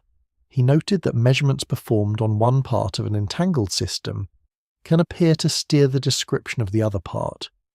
By choosing what property to measure on the first particle, an experimenter can influence how the second particle must be described. This phenomenon later became known as quantum steering. Modern research has shown that entanglement itself contains multiple layers of complexity. Some entangled states produce correlations that can be explained by hidden variable models. Others display stronger forms of correlation that resist any classical explanation. Scientists such as Howard Wiseman, Steve Jones, and Andrew Doherty have studied these distinctions in detail, revealing that entanglement forms a hierarchy of non-classical relationships. These developments demonstrate that the original concerns raised by Einstein continue to inspire new research rather than fading away. The conceptual reach of entanglement has also expanded far beyond the original EPR debate. In quantum information science, entanglement has become a valuable resource. Technologies such as quantum cryptography and quantum computing rely on carefully engineered entangled states. In modern theoretical physics, entanglement plays a surprising role in discussions about black holes and the structure of space-time itself.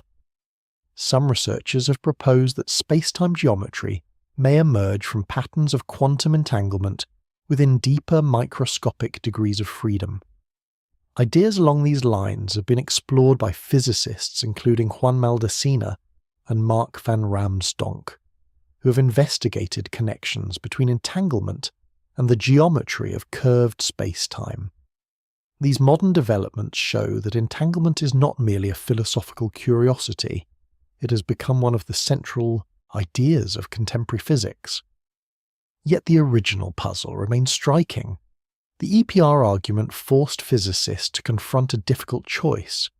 Either the world allows distant systems to exhibit correlations that cannot be explained by local independent properties, or quantum mechanics fails to provide a complete description of reality. For many years, this question remained largely philosophical. Experiments capable of testing the issue directly were not yet available. As a result, the debate lingered in the background of physics without a clear resolution. Some scientists viewed the EPR argument as evidence that quantum mechanics would eventually be replaced by a deeper theory. Others believed that the strange correlations predicted by quantum mechanics were simply part of nature. The disagreement remained unresolved for decades. What made the situation especially fascinating was that both sides could appeal to powerful intuitions. Einstein's demand for locality and realism seemed deeply reasonable. Objects located far apart should possess their own independent properties. At the same time, the mathematical structure of quantum mechanics consistently produced predictions that matched experimental observations with remarkable accuracy. The theory appeared to be both successful and conceptually unsettling. This tension created a remarkable situation in the history of science.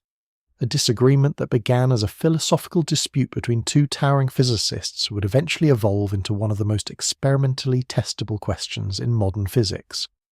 That transformation arrived through the work of a quiet but brilliant physicist named John Bell. Bell realized that the EPR argument could be turned into a precise mathematical statement that experiments could actually test. His work would transform the discussion from a philosophical debate into a direct confrontation between competing views of reality. For many years, the Einstein-Podolsky-Rosen argument remained a philosophical challenge rather than a directly testable claim.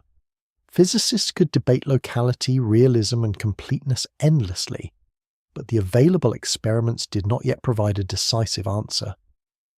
That situation changed dramatically in the early 1960s. A physicist named John Bell, working at the European Organisation for Nuclear Research in Switzerland, examined the problem with unusual clarity. Bell was deeply familiar with both quantum theory and the philosophical debate surrounding it, yet he approached the question with a practical mindset. Instead of asking whether Einstein or Bohr was philosophically correct, Bell asked something more precise. Could the predictions of quantum mechanics be reproduced by a theory in which particles possess hidden properties that determine outcomes locally? In other words, could a deeper local realist theory exist beneath quantum mechanics?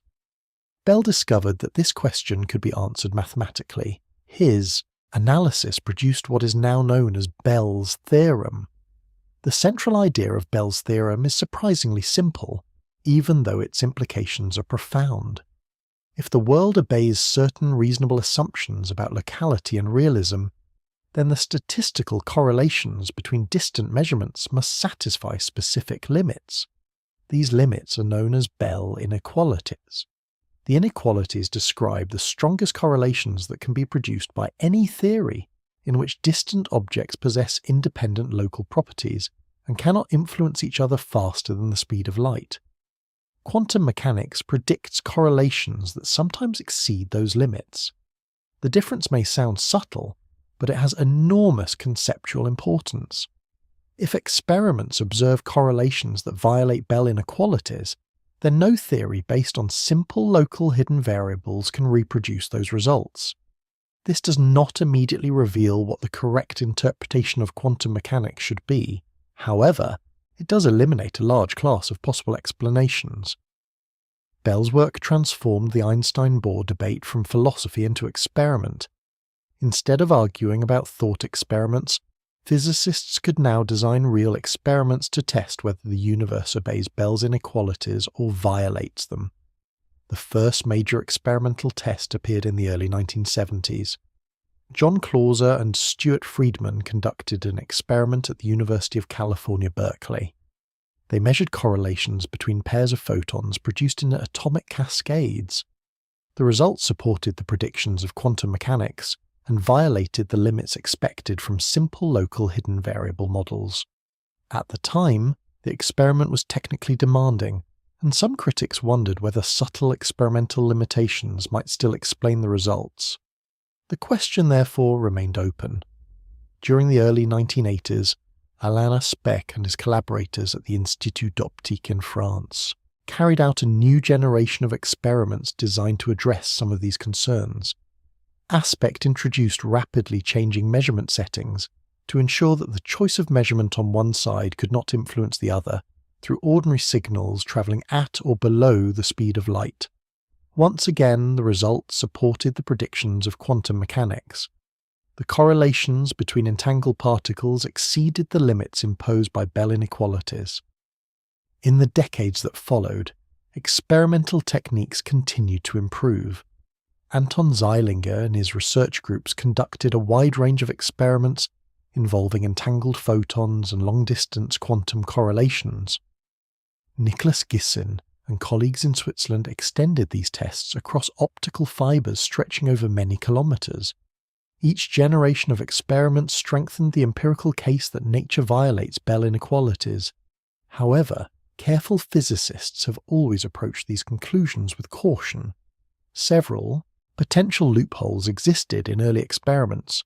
One concern involved the detection loophole.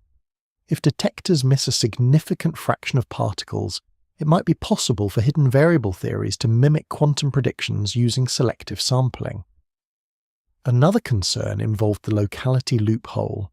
If signals could somehow travel between detectors during the measurement process, the apparent correlations might not truly represent independent distant events. A third issue, sometimes called the freedom of choice loophole, considered whether hidden correlations might exist between the measurement settings themselves and the underlying hidden variables. Over time, increasingly sophisticated experiments addressed these possibilities. In the year 2015, several research groups reported experiments that simultaneously closed both the detection and locality loopholes using advanced photonic systems and entangled electrons in diamond defects. These experiments provided some of the strongest evidence yet that Bell inequality violations are genuine features of nature. Even so, careful researchers avoid claiming more certainty than the evidence supports. Scientific results rarely close every conceivable loophole. Instead, they gradually narrow the range of plausible alternatives. What matters is that the remaining possibilities often require increasingly complex or unusual assumptions. Bell's theorem therefore created a turning point in the study of quantum foundations. Before Bell, it was possible to believe that the strange predictions of quantum mechanics might someday be explained by a deeper, classical theory with hidden variables operating behind the scenes. After Bell, that hope became far more difficult to sustain. Any hidden variable theory that reproduces quantum predictions must abandon at least one of the classical assumptions built into Bell's inequalities. Some theories abandon locality, others abandon realism, still others challenge the independence of measurement choices. None of these options feel entirely comfortable. Philosophers and physicists have explored these issues extensively. Abner Shimony helped articulate the idea that quantum correlations involve a form of non-classical connectedness that does not necessarily allow faster-than-light signaling, but still departs from classical intuitions about separability. Tim Maudlin has examined how Bell's theorem forces difficult choices between locality, realism, and other foundational principles. These discussions highlight why Bell's work remains so important. Bell's theorem does not merely reveal an abstract mathematical curiosity. It demonstrates that certain deeply held assumptions about how the world works cannot all be true simultaneously. Experiments indicate that the statistical structure of quantum mechanics cannot be reproduced by simple local realist models. In that sense, the strange feeling surrounding quantum mechanics is not just a product of confusing language or philosophical overthinking. The tension appears in the data itself. Nature behaves in ways that challenge ordinary expectations about how distant objects should relate to each other.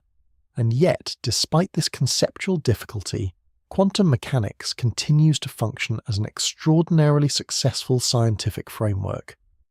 Physicists can calculate atomic structures, design semiconductor devices, and build lasers with remarkable precision, using the same theory that raises such profound foundational questions. This contrast between conceptual mystery and practical success has become one of the defining features of modern physics. The deeper the theory is examined, the more its philosophical implications seem to resist simple interpretation. Yet the same theory powers some of the most advanced technologies humanity has ever created. The story therefore turns in an interesting direction. If quantum mechanics challenges classical ideas about reality so deeply, how did it become one of the most useful scientific frameworks ever developed? One of the most curious features of quantum mechanics is that the theory raises profound questions about reality, while simultaneously working with astonishing precision. Few scientific frameworks have ever achieved such a combination of conceptual difficulty and practical success. From the perspective of daily scientific work, quantum mechanics functions as a remarkably reliable tool. Physicists use it to calculate atomic structures, predict chemical reactions, design new materials, and control the behaviour of electrons inside complex devices. These calculations are not vague approximations. In many situations, the predictions of quantum theory agree with experiments to extraordinary levels of accuracy. Atomic physics offers one of the clearest examples. When physicists calculate the spectral lines of hydrogen using quantum mechanics, the results match laboratory measurements with astonishing precision. Tiny, Shifts in energy levels caused by subtle effects such as quantum electrodynamics can be predicted and later confirmed through careful experiments.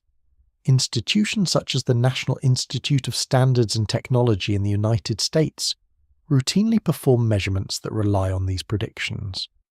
Atomic clocks built on quantum transitions in elements like cesium and terbium can measure time with such accuracy that they would lose less than a second over tens of millions of years.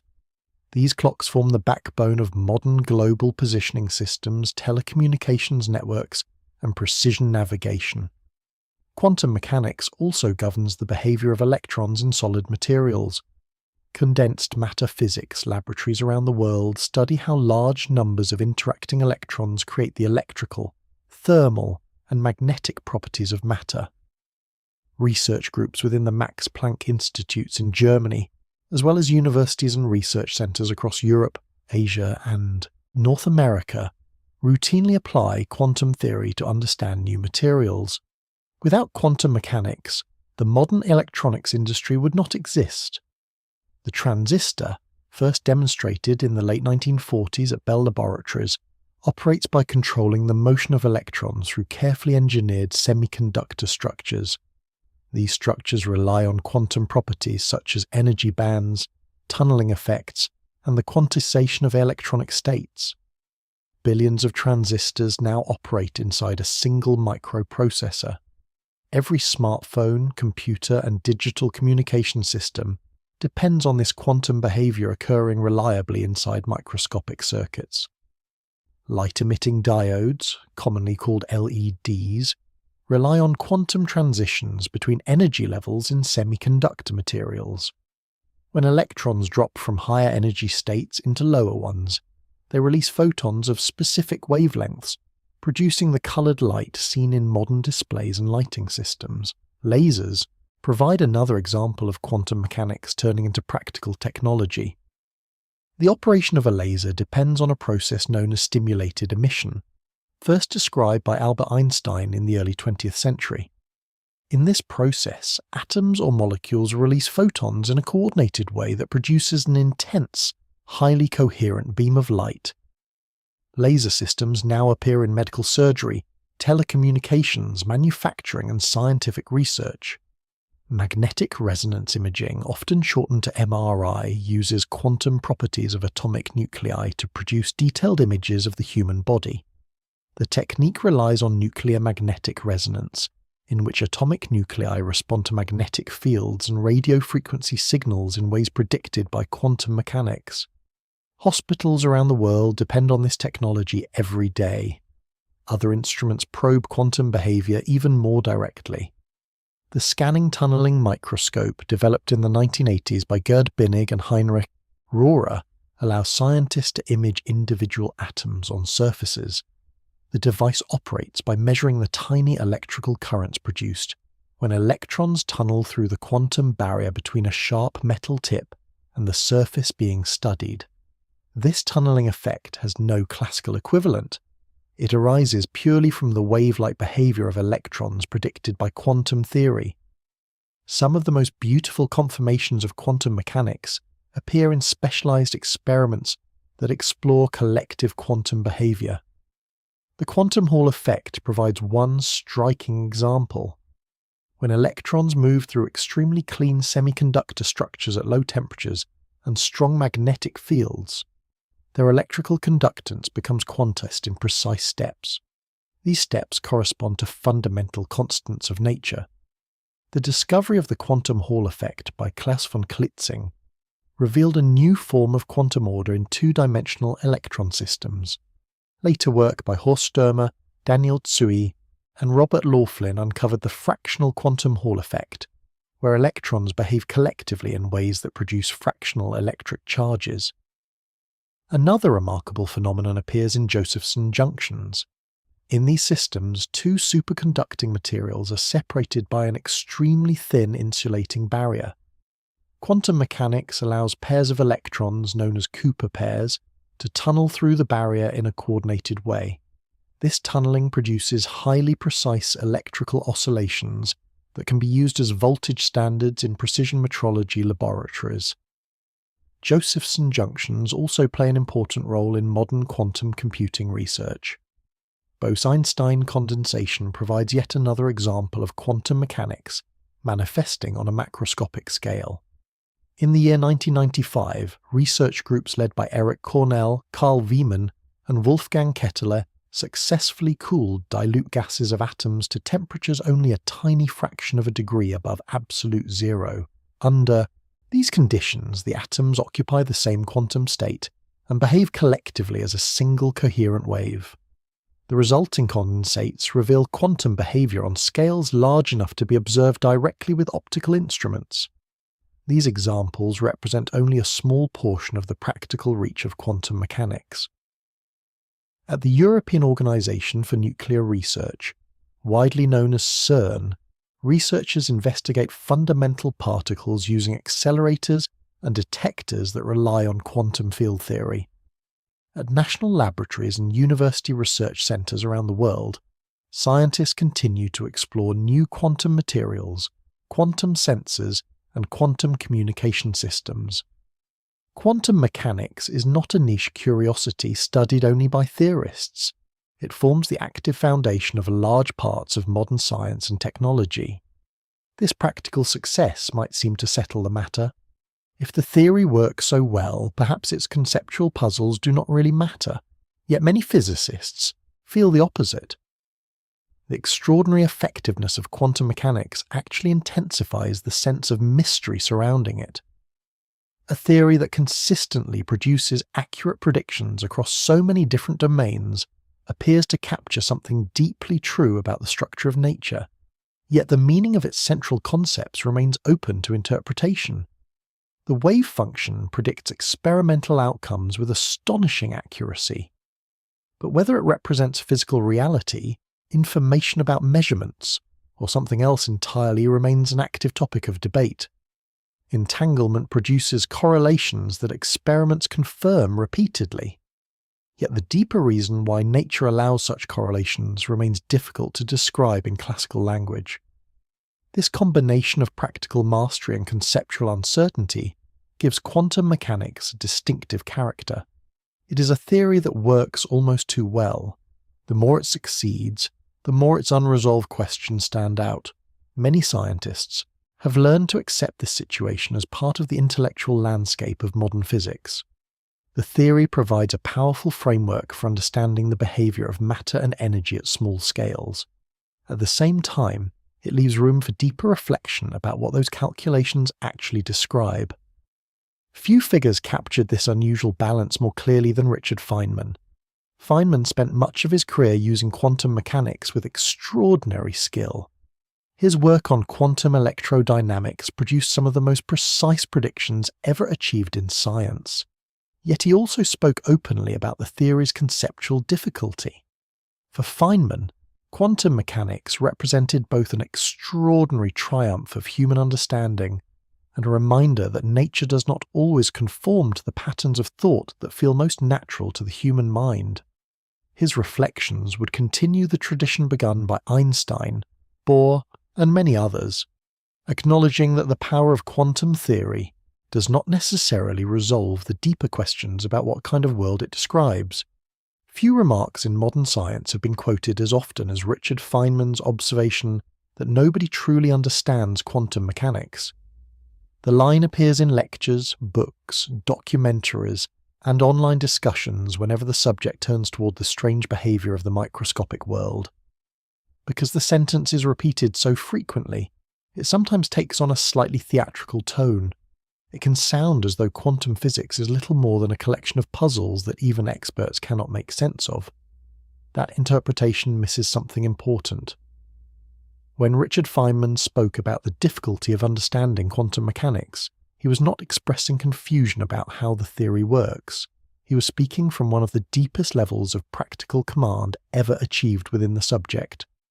Feynman belonged to the generation of physicists who transformed quantum theory into the modern framework known as quantum electrodynamics. Quantum electrodynamics describes the interaction between light and charged particles such as electrons. It remains one of the most accurate scientific theories ever developed. Predictions derived from quantum electrodynamics agree with experimental measurements to astonishing precision. In some cases, calculations match laboratory results to more than 10 decimal places.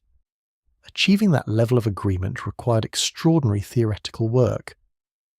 During the 1940s and early 1950s, several physicists developed methods to tame the complicated mathematics of quantum field theory. Among the most influential contributors were Richard Feynman, Julian Schwinger, and Shinichiro Tominaga. Each of them approached the problem in a different way. Schwinger developed a highly systematic operator-based approach rooted in the formal structure of field theory.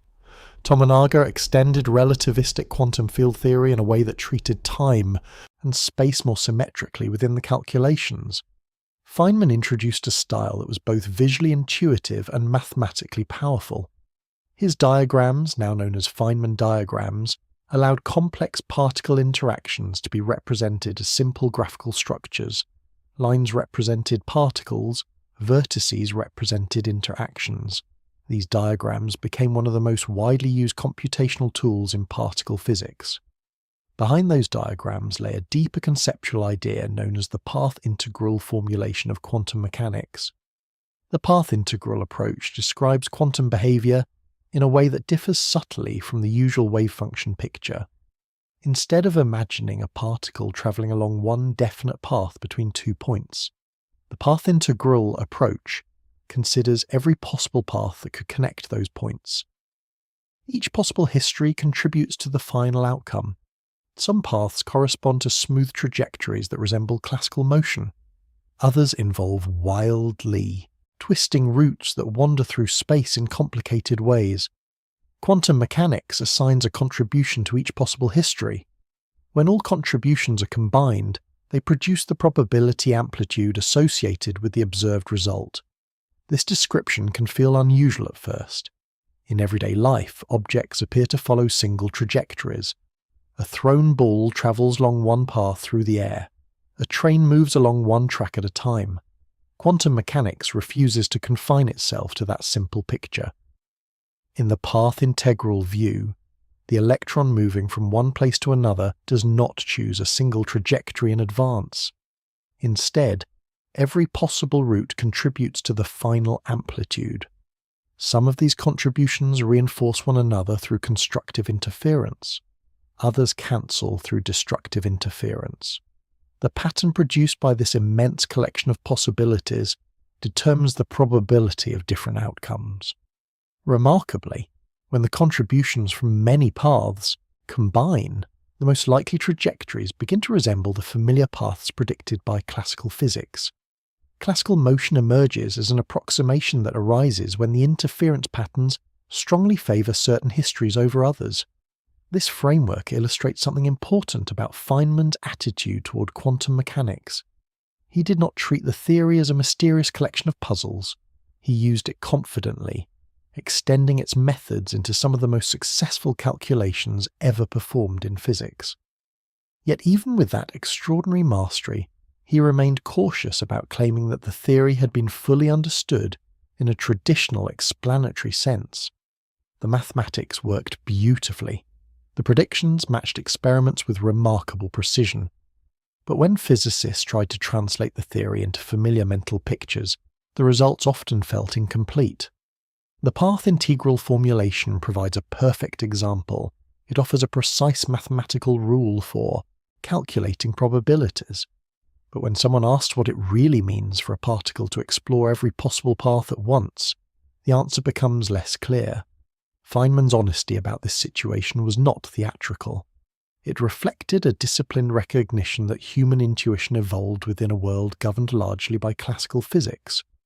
Quantum mechanics may simply operate according to structures that do not resemble everyday mechanisms. This idea appears repeatedly in Feynman's lectures.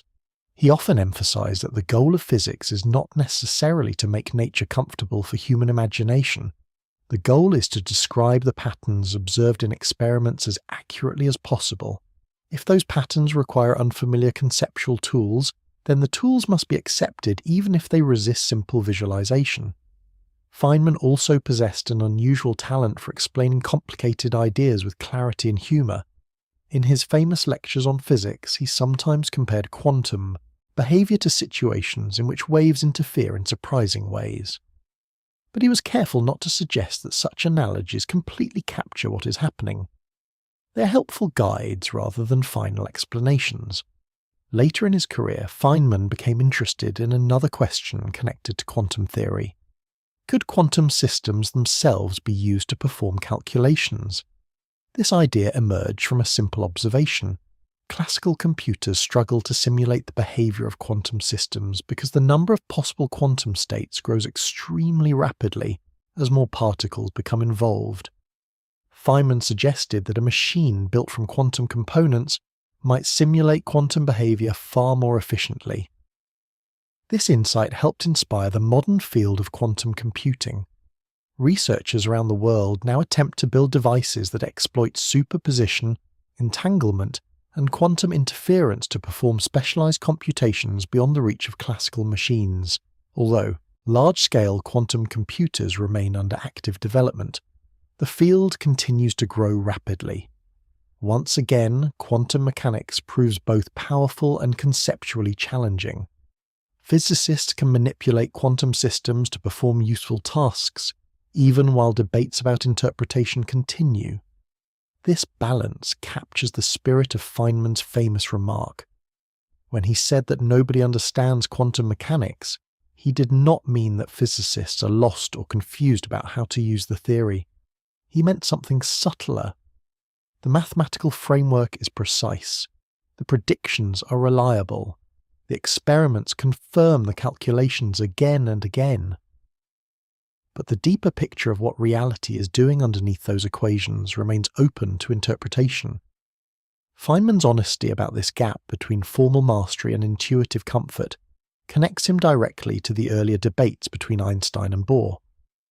Both sides recognized that quantum mechanics possessed extraordinary predictive power. They also recognized that explaining what the theory means is far more difficult. Later generations of physicists did not ignore this challenge. Instead, they developed a wide range of interpretations designed to make sense of quantum mechanics in different ways. Some interpretations treat the wave function as a real physical object. Others treat it as information about possible measurements. Still others propose branching universes or hidden variables that restore determinism in unexpected ways. These attempts represent continuing efforts to bridge the gap between mathematical success and conceptual clarity. The tension that Feynman acknowledged remains one of the most fascinating aspects of modern physics. Quantum mechanics works extraordinarily well. Understanding what that success truly tells us about the nature of reality is another matter entirely. As quantum mechanics matured, physicists gradually realized that solving its equations did not automatically resolve the deeper question of what the theory meant. The mathematical framework worked with remarkable precision, yet the picture of reality behind those calculations remained open to interpretation. Over the decades, several different approaches emerged, each attempting to make sense of the strange structure revealed by the theory. One of the most ambitious proposals appeared in the late 1950s through the work of Hugh Everett. Everett suggested that the wave function should be taken completely seriously as a physical description of reality. According to the standard formulation of quantum mechanics, the wave function evolves smoothly through time according to the rules described by Schrödinger's equation. Everett asked a simple question: what if that smooth evolution never stops? In the usual Copenhagen-style interpretation, the wave function appears to collapse when a measurement occurs. Everett proposed eliminating that special collapse entirely. Instead, the wave function continues, evolving without interruption. When a quantum measurement occurs, the combined system of particle, measuring device, and observer becomes entangled. The wave function branches into multiple components representing different possible outcomes. Each branch corresponds to a different version of events. Within one branch, the observer sees one outcome. In another branch, a different outcome occurs. From the perspective of each observer, the result appears definite. Yet the full wave function contains all outcomes simultaneously. This idea later became widely known as the many worlds interpretation. The name captures the striking implication that every quantum measurement may correspond to a branching structure of parallel histories. Each branch evolves independently, forming its own consistent version of events. Supporters of the many worlds view argue that it preserves the elegant mathematical structure of quantum theory without adding special collapse rules. Critics often respond that it introduces a vast multiplicity of parallel realities that can be difficult to visualize or verify. Either way, Everett's proposal represents one of the most dramatic attempts to interpret quantum mechanics, while keeping the underlying equations untouched. Another approach moves in a different direction. Louis de Broglie, whose early work introduced the idea that matter has wave-like properties, proposed an interpretation in which particles possess definite trajectories guided by a quantum wave. Several decades later, David Bohm developed this idea into a more detailed framework now known as de Broglie-Bohm theory. In this picture, particles follow precise paths through space.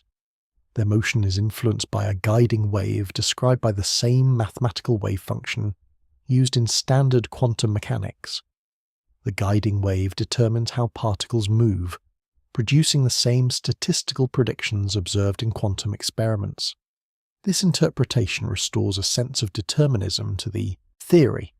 Each particle has a well-defined position at every moment, and its trajectory evolves according to precise laws.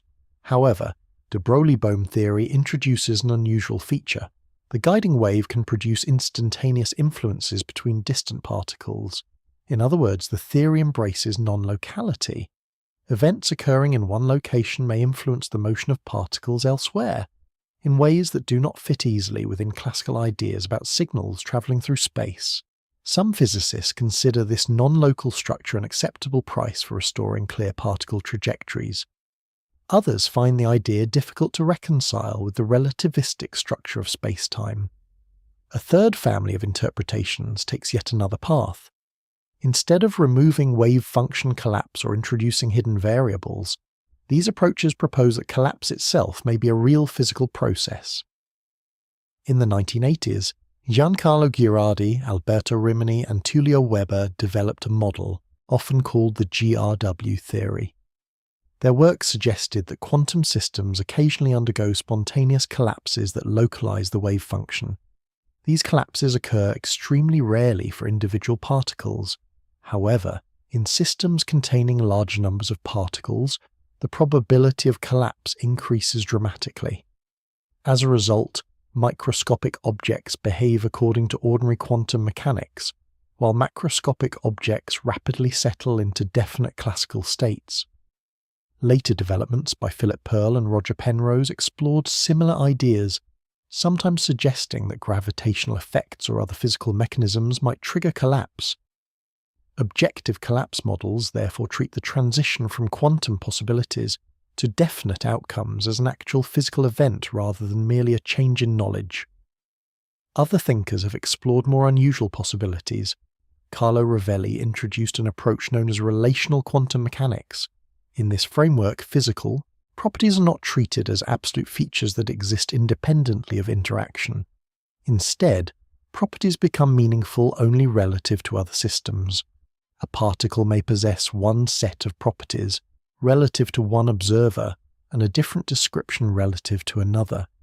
These descriptions are not contradictions but reflections of the relational structure built into quantum interactions. This idea replaces the search for observer-independent properties with a network of relationships between interacting systems. Yet another perspective appears in an interpretation called quantum Bayesianism, often shortened to cubism. Developed by researchers such as Christopher Fuchs and Rudiger Schack, this view treats the wave function not as a physical object, but as a mathematical tool representing an agent's expectations about future measurement outcomes. In this framework, probabilities do not describe hidden features of the world. Instead, they represent personal degrees of belief about what an experiment might reveal. Quantum theory becomes a guide for updating those expectations consistently when new information appears. Some physicists find this perspective appealing because it avoids difficult questions about the ontology of the wave function. Others worry that it shifts the focus too strongly toward observers rather than physical systems. Occasionally, discussions venture even further. One idea, sometimes called superdeterminism, suggests that the apparent randomness of quantum experiments might arise because the hidden variables determining outcomes are correlated with the experimental choices themselves. In such a scenario, the settings of measuring devices and the properties of particles could share a common underlying cause. Gerard Tufte has explored versions of this possibility, although the idea remains controversial. Superdeterminism challenges the assumption that experimental settings can be freely chosen and independent of the systems being studied. Many physicists regard this assumption as a fundamental part of scientific methodology, which makes superdeterministic proposals difficult to evaluate. Despite their differences, these interpretations share an interesting feature. Most of them produce the same observable predictions. Experiments testing quantum phenomena generally cannot distinguish between many worlds: de Broglie-Bohm trajectories, objective collapse models, relational interpretations, or cubist approaches. The calculations remain the same. The laboratory results remain the same. What changes is the story told about what those calculations represent. This situation explains why the interpretive debate remains open even after decades of careful research. Each interpretation preserves certain intuitions while abandoning others. Many worlds keeps the mathematical elegance of unbroken wave function evolution, but introduces a vast branching structure of realities. De Broglie-Bohm theory restores clear particle trajectories, but embraces non-local influences. Objective collapse models preserve a single classical world, but modify the fundamental dynamics of quantum theory. Relational and Bayesian approaches shift attention toward interactions or information, rather than objective states. No single interpretation satisfies every philosophical preference. This is part of the reason quantum mechanics continues to feel strangely incomplete to many thinkers. The theory works with extraordinary accuracy, yet every attempt to explain what it means seems to involve a trade-off between different intuitions about reality. And yet another question still remains. If quantum mechanics governs the microscopic world so thoroughly, why do everyday objects appear so ordinary? Why does a chair remain in one place rather than existing in multiple superposed positions? Understanding how the classical world emerges from quantum behaviour leads to another fascinating part of the story. As quantum mechanics matured, physicists gradually realised that solving its equations did not automatically resolve the deeper question of what the theory meant. The mathematical framework worked with remarkable precision, yet the picture of reality behind those calculations remained open to interpretation. Over the decades, several different approaches emerged, each attempting to make sense of the strange structure revealed by the theory. One of the most ambitious proposals appeared in the late 1950s through the work of Hugh Everett. Everett suggested that the wave function should be taken completely seriously as a physical description of reality. According to the standard formulation of quantum mechanics, the wave function evolves smoothly through time according to the rules described by Schrödinger's equation. Everett asked a simple question: what if that smooth evolution never stops? In the usual Copenhagen-style interpretation, the wave function appears to collapse when a measurement occurs. Everett proposed eliminating that special collapse entirely. Instead, the wave function continues evolving without interruption. When a quantum measurement occurs, the combined system of particle, measuring device, and observer becomes entangled. The wave function branches into multiple components representing different possible outcomes. Each branch corresponds to a different version of events. Within one branch, the observer sees one outcome. In another branch, a different outcome occurs. From the perspective of each observer, the result appears definite, yet the full wave function contains all outcomes simultaneously. This idea later became widely known as the many worlds interpretation. The name captures the striking implication that every quantum measurement may correspond to a branching structure of parallel histories. Each branch evolves independently, forming its own consistent version of events. Supporters of the many worlds view argue that it preserves the elegant mathematical structure of quantum theory without adding special collapse rules. Critics often respond that it introduces a vast multiplicity of parallel realities that can be difficult to visualize or verify. Either way, Everett's proposal represents one of the most dramatic attempts to interpret quantum mechanics while keeping the underlying equations untouched. Another approach moves in a different direction. Louis de Broglie, whose early work introduced the idea that matter has wave-like properties, proposed an interpretation in which particles possess definite trajectories guided by a quantum wave. Several decades later, David Bohm developed this idea into a more detailed framework now known as de Broglie-Bohm theory. In this picture, particles follow precise paths through space. Their motion is influenced by a guiding wave described by the same mathematical wave function used in standard quantum mechanics. The guiding wave determines how particles move, producing the same statistical predictions observed in quantum experiments. This interpretation restores a sense of determinism to the theory. Each particle has a well-defined position at every moment, and its trajectory evolves according to precise laws. However, de Broglie-Bohm theory introduces an unusual feature. The guiding wave can produce instantaneous influences between distant particles. In other words, the theory embraces non-locality. Events occurring in one location may influence the motion of particles elsewhere, in ways that do not fit easily within classical ideas about signals travelling through space. Some physicists consider this non-local structure an acceptable price for restoring clear particle trajectories. Others find the idea difficult to reconcile with the relativistic structure of space-time. A third family of interpretations takes yet another path. Instead of removing wave function collapse or introducing hidden variables, these approaches propose that collapse itself may be a real physical process. In the 1980s, Giancarlo Ghirardi, Alberto Rimini, and Tullio Weber developed a model often called the GRW theory. Their work suggested that quantum systems occasionally undergo spontaneous collapses that localize the wave function. These collapses occur extremely rarely for individual particles. However, in systems containing large numbers of particles, the probability of collapse increases dramatically. As a result, microscopic objects behave according to ordinary quantum mechanics, while macroscopic objects rapidly settle into definite classical states. Later developments by Philip Pearl and Roger Penrose explored similar ideas, sometimes suggesting that gravitational effects or other physical mechanisms might trigger collapse. Objective collapse models therefore treat the transition from quantum possibilities to definite outcomes as an actual physical event rather than merely a change in knowledge. Other thinkers have explored more unusual possibilities. Carlo Rovelli introduced an approach known as relational quantum mechanics. In this framework, physical properties are not treated as absolute features that exist independently of interaction. Instead, properties become meaningful only relative to other systems.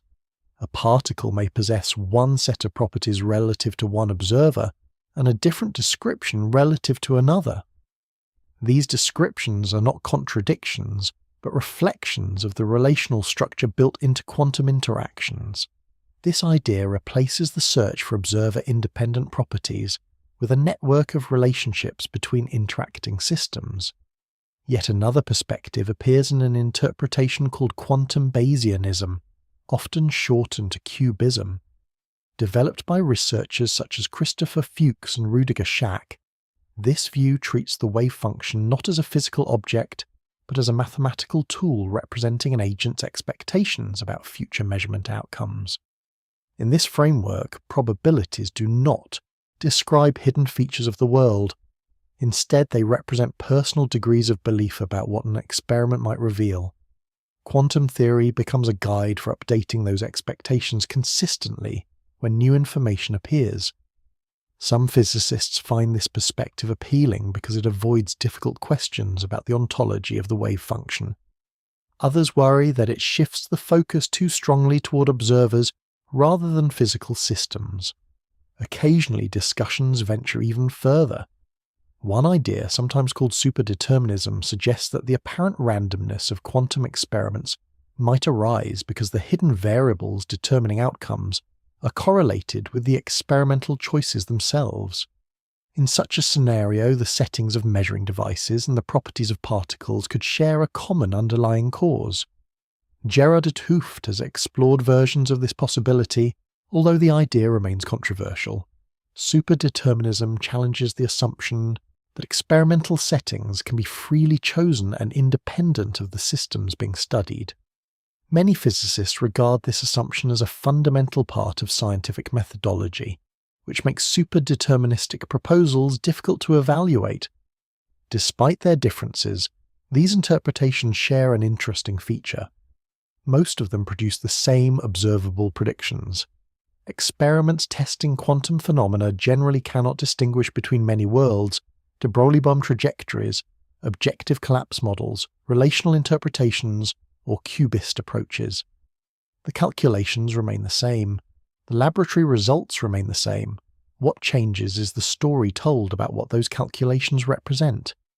This situation explains why the interpretive debate remains open, even after decades of careful research. Each interpretation preserves certain intuitions while abandoning others. Many worlds keeps the mathematical elegance of unbroken wave function evolution, but introduces a vast, branching structure of realities. De Broglie-Bohm theory restores clear particle trajectories, but embraces non-local influences. Objective collapse models preserve a single classical world, but modify the fundamental dynamics of quantum theory. Relational and Bayesian approaches shift attention toward interactions or information rather than objective states. No single interpretation satisfies every philosophical preference. This is part of the reason quantum mechanics continues to feel strangely incomplete to many thinkers.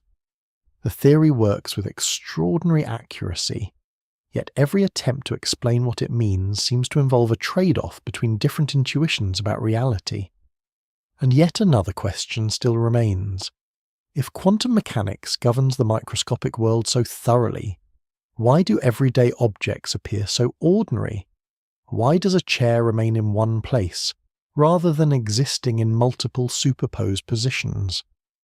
Understanding how the classical world emerges from quantum behaviour leads to another fascinating part of the story. For much of the 20th century, quantum mechanics was treated as a theory that explained microscopic behaviour while leaving many conceptual puzzles unresolved. Superposition, entanglement, and measurement were often discussed as strange features that physicists needed to accept, even if they felt uncomfortable. In recent decades, however, a remarkable shift has taken place. Instead of viewing these features only as philosophical challenges, researchers began asking a different question. What if the strange features of quantum mechanics could be used as practical tools? This change in perspective gave rise to a field now known as quantum information science. In this field, the properties that once seemed mysterious are treated as resources that can be engineered, controlled, and applied in new technologies. Superposition allows quantum systems to occupy multiple possibilities at once. Entanglement links distant systems. Through correlations that have no classical counterpart, measurement transforms possibilities into definite outcomes. Rather than asking only what these phenomena mean, quantum information science explores how they can be used. One of the most widely discussed examples is quantum computing. In a classical computer, information is stored in bits that take one of two values, often represented as 0 or 1. Every calculation ultimately reduces to operations on these bits. A quantum computer uses a different type of information unit known as a quantum bit, often called a qubit. A qubit can exist in a superposition of 0 and 1 simultaneously. When multiple qubits become entangled, the number of possible states that the system can represent grows extremely rapidly. This property allows certain computational tasks to be performed in ways that would be impractical for classical machines. One of the most famous demonstrations of this idea came from Peter Shor in the year 1990. Shor developed an algorithm showing that a sufficiently powerful quantum computer could factor large numbers far more efficiently than classical algorithms. This result immediately attracted attention, because modern encryption systems often rely on the difficulty of factoring large numbers. Another influential contribution came from Seth Lloyd, who showed that quantum systems are naturally well suited to simulating other quantum systems. This insight echoed Richard Feynman's earlier suggestion that quantum devices might simulate nature more efficiently than classical computers. Research groups around the world began exploring how to build these machines. Institutions such as IBM Quantum and Google Quantum Artificial Intelligence have constructed experimental processors based on superconducting circuits. These devices use carefully controlled electrical systems operating at extremely low temperatures to maintain delicate quantum states. In Europe, QTech in the Netherlands works on quantum hardware based on semiconductor technologies and spin systems. The Institute for Quantum Optics and Quantum Information in Austria investigates quantum communication, entanglement experiments, and foundational questions connected to information. University laboratories from the United States to Japan and from Canada to Australia contribute to this rapidly growing field. Quantum cryptography provides another striking application. In classical communication, encryption schemes depend on mathematical complexity. A sufficiently powerful computer could in principle break many classical codes by solving the underlying mathematical problems. Quantum cryptography approaches the problem differently. In the year 1984, Charles Bennett and Gilles Brassard proposed a protocol for secure communication that uses the fundamental principles of quantum measurement. The idea relies on the fact that observing a quantum system generally disturbs it. If an eavesdropper attempts to intercept quantum signals used in the communication process, the disturbance can be detected by the legitimate participants. Later work by Arthur Eckert introduced a related protocol using entangled particles to establish secure cryptographic keys. In both cases, the security of the communication does not rely on computational difficulty. Instead, it rests on the physical laws governing quantum systems. Another remarkable concept developed within quantum information science is quantum teleportation. The word teleportation often evokes images from science fiction, but the quantum version refers to a more subtle process. In the year 1993, Charles Bennett and several collaborators described a protocol that allows the quantum state of a particle to be transferred from one location to another using entanglement and classical communication. The original particle itself does not travel between the locations. Instead, its quantum state is reconstructed elsewhere, using information extracted through measurement and entanglement. Experiments have demonstrated this process using photons, trapped ions, and other systems, sometimes across distances of many kilometers. Maintaining quantum information over time presents another challenge. Quantum states are extremely sensitive to environmental disturbances.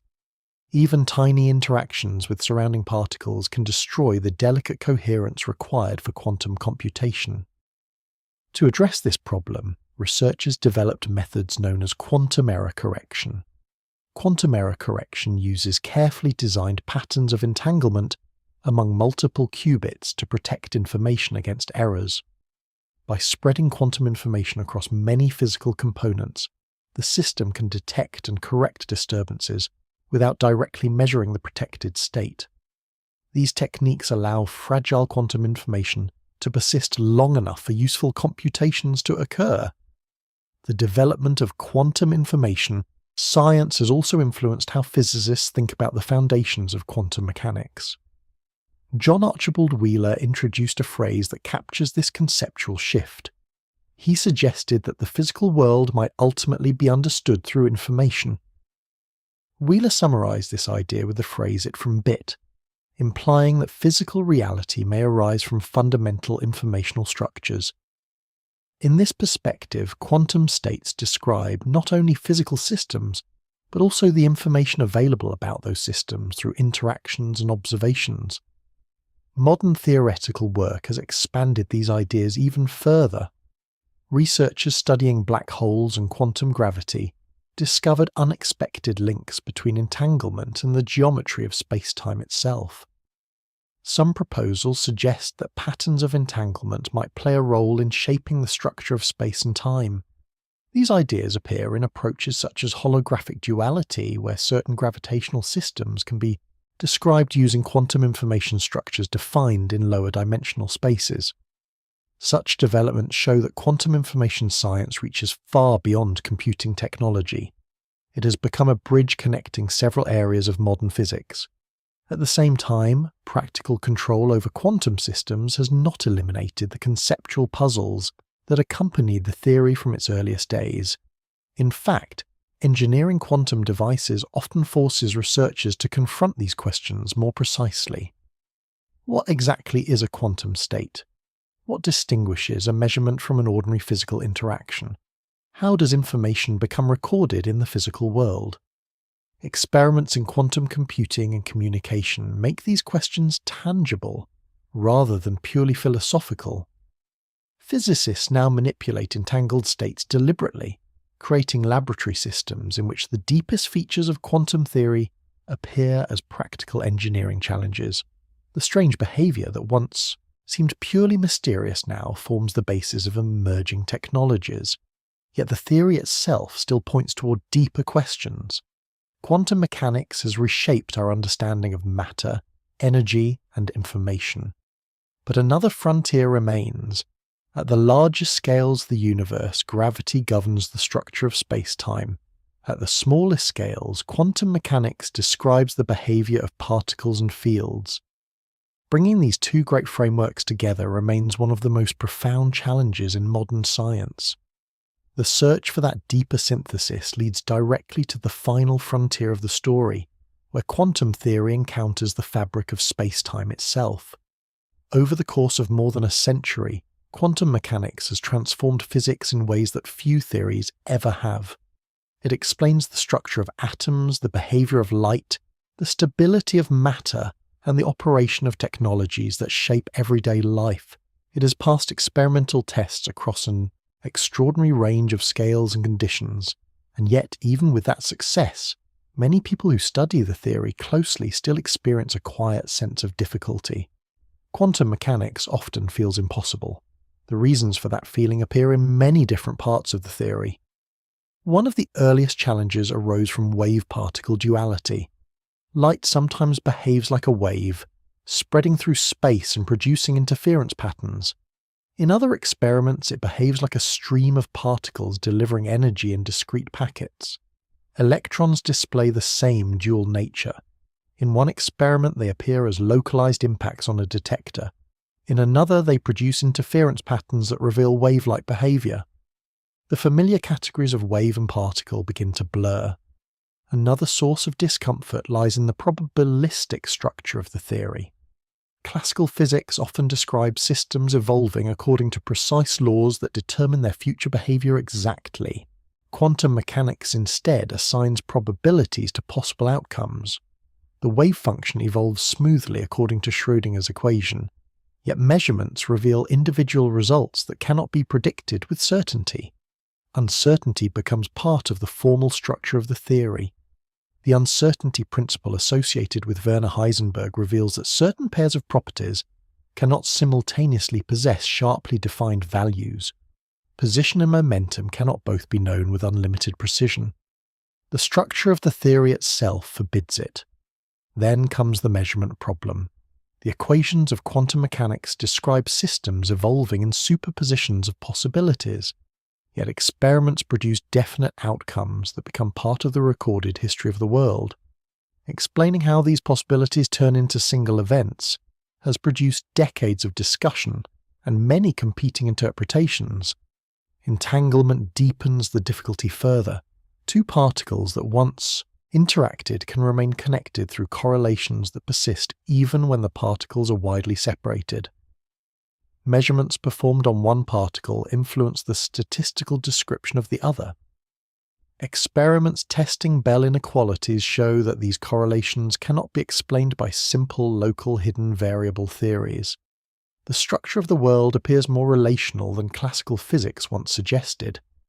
Interpretations of quantum mechanics attempt to make sense of these features in different ways.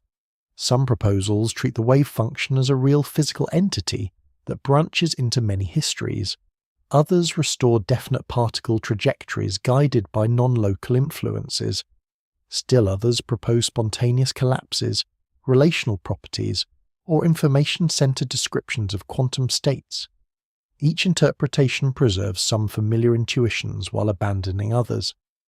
Meanwhile, decoherence explains why large systems appear classical, showing how environmental interactions suppress the interference effects that dominate microscopic behaviour.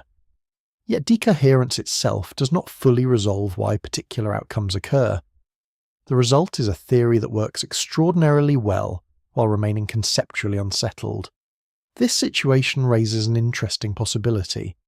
Perhaps the difficulty lies not entirely in the structure of nature, but also in the structure of human thinking. Human intuition evolved within a classical environment. The objects that shaped daily experience were large, warm, and constantly interacting with their surroundings.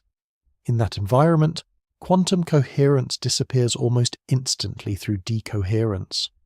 Our senses therefore developed expectations suited to a world that appears stable, continuous, and deterministic. Quantum mechanics describes a deeper layer of reality that does not necessarily conform to those expectations. The language used to describe physical processes may also contribute to the difficulty.